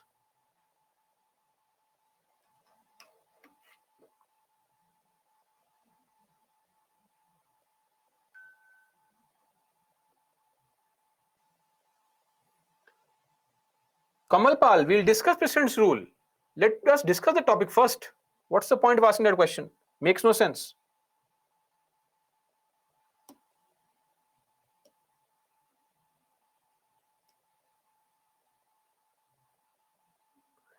Jhansi Rani, reason for third emergency was internal disturbance.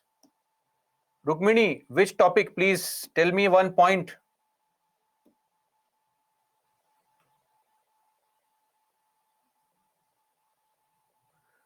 Shalu, I think this is, the kind of questions you pose, I don't appreciate of it. Because I make those statements in the class. So I feel either you're not paying attention or doing multiple things. It is simply not possible to just ignore what I'm saying. So this special majority, and I mentioned here, you can go and check the recordings also. Don't expect to be treated like a small kid, right? This is not how we will become an IAS officer, not in this fashion. Seriously.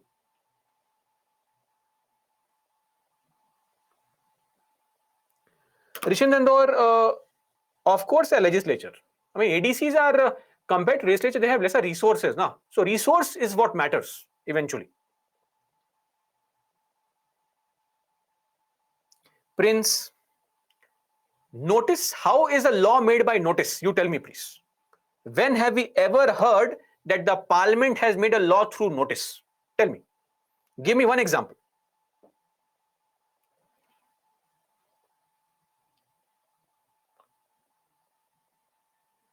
Sakshi, so what is the question here? You wrote an answer in 100 words. It's okay. What can we do? If you know the content of 100 words only, what can we do? Writing lesser words is your personal problem. You can't exceed. If you don't have content only, then what can you do? That's it. Karthik, it's CJI. Oh, it's CJI for respective state. Why will CJI give the vote to governor?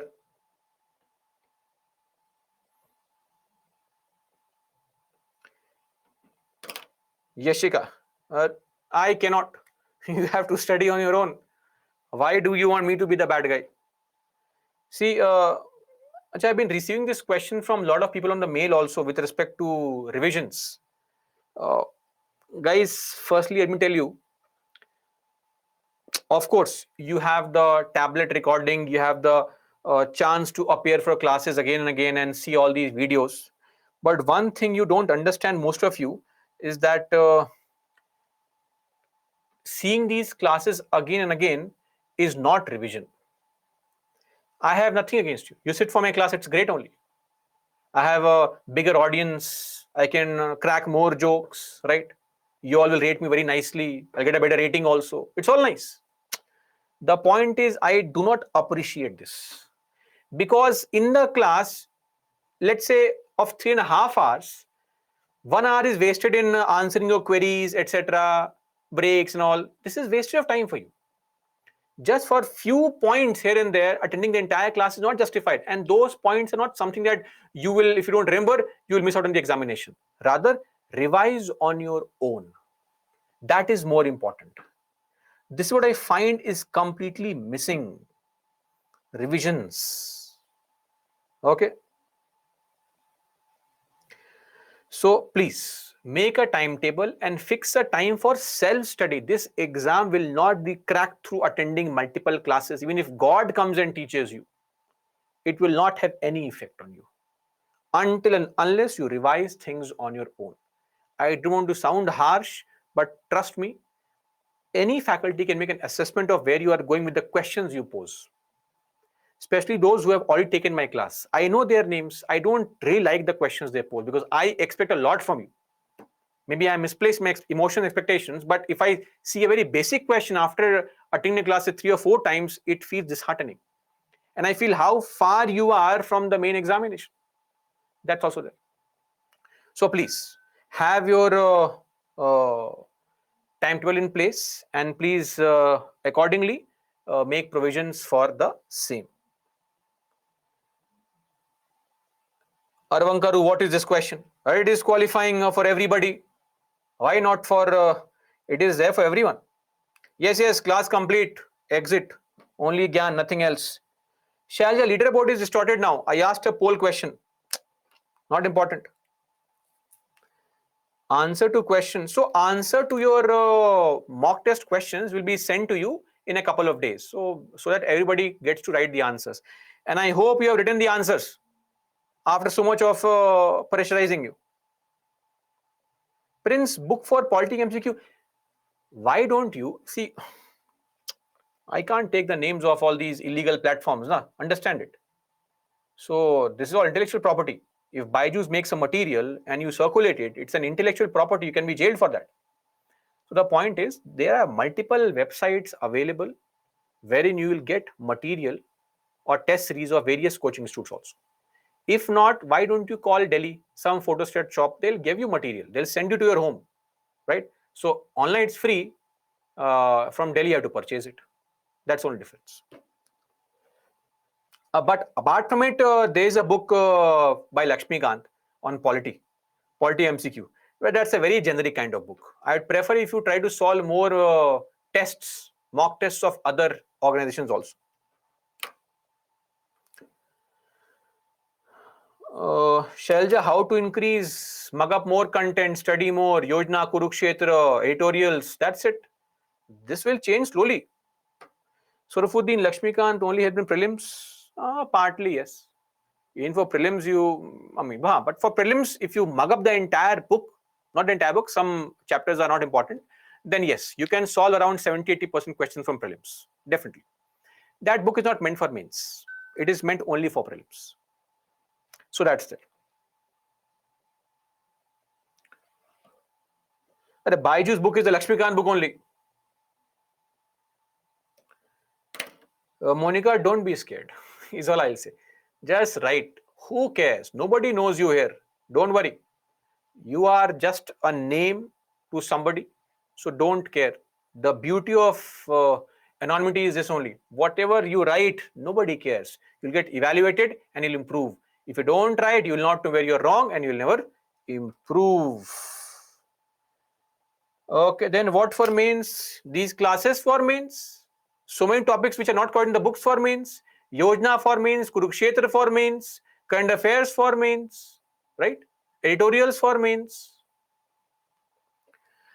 Okay, guys, that's all. Let's end our discussion today.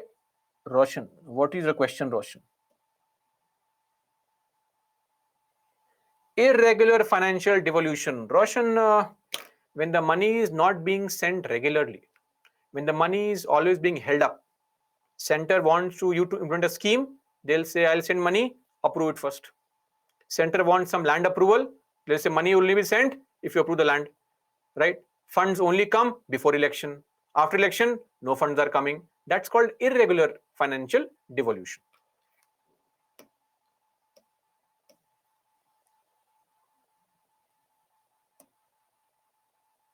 Okay, that's all for me, guys. Let's meet tomorrow. Till then, Jai Hind.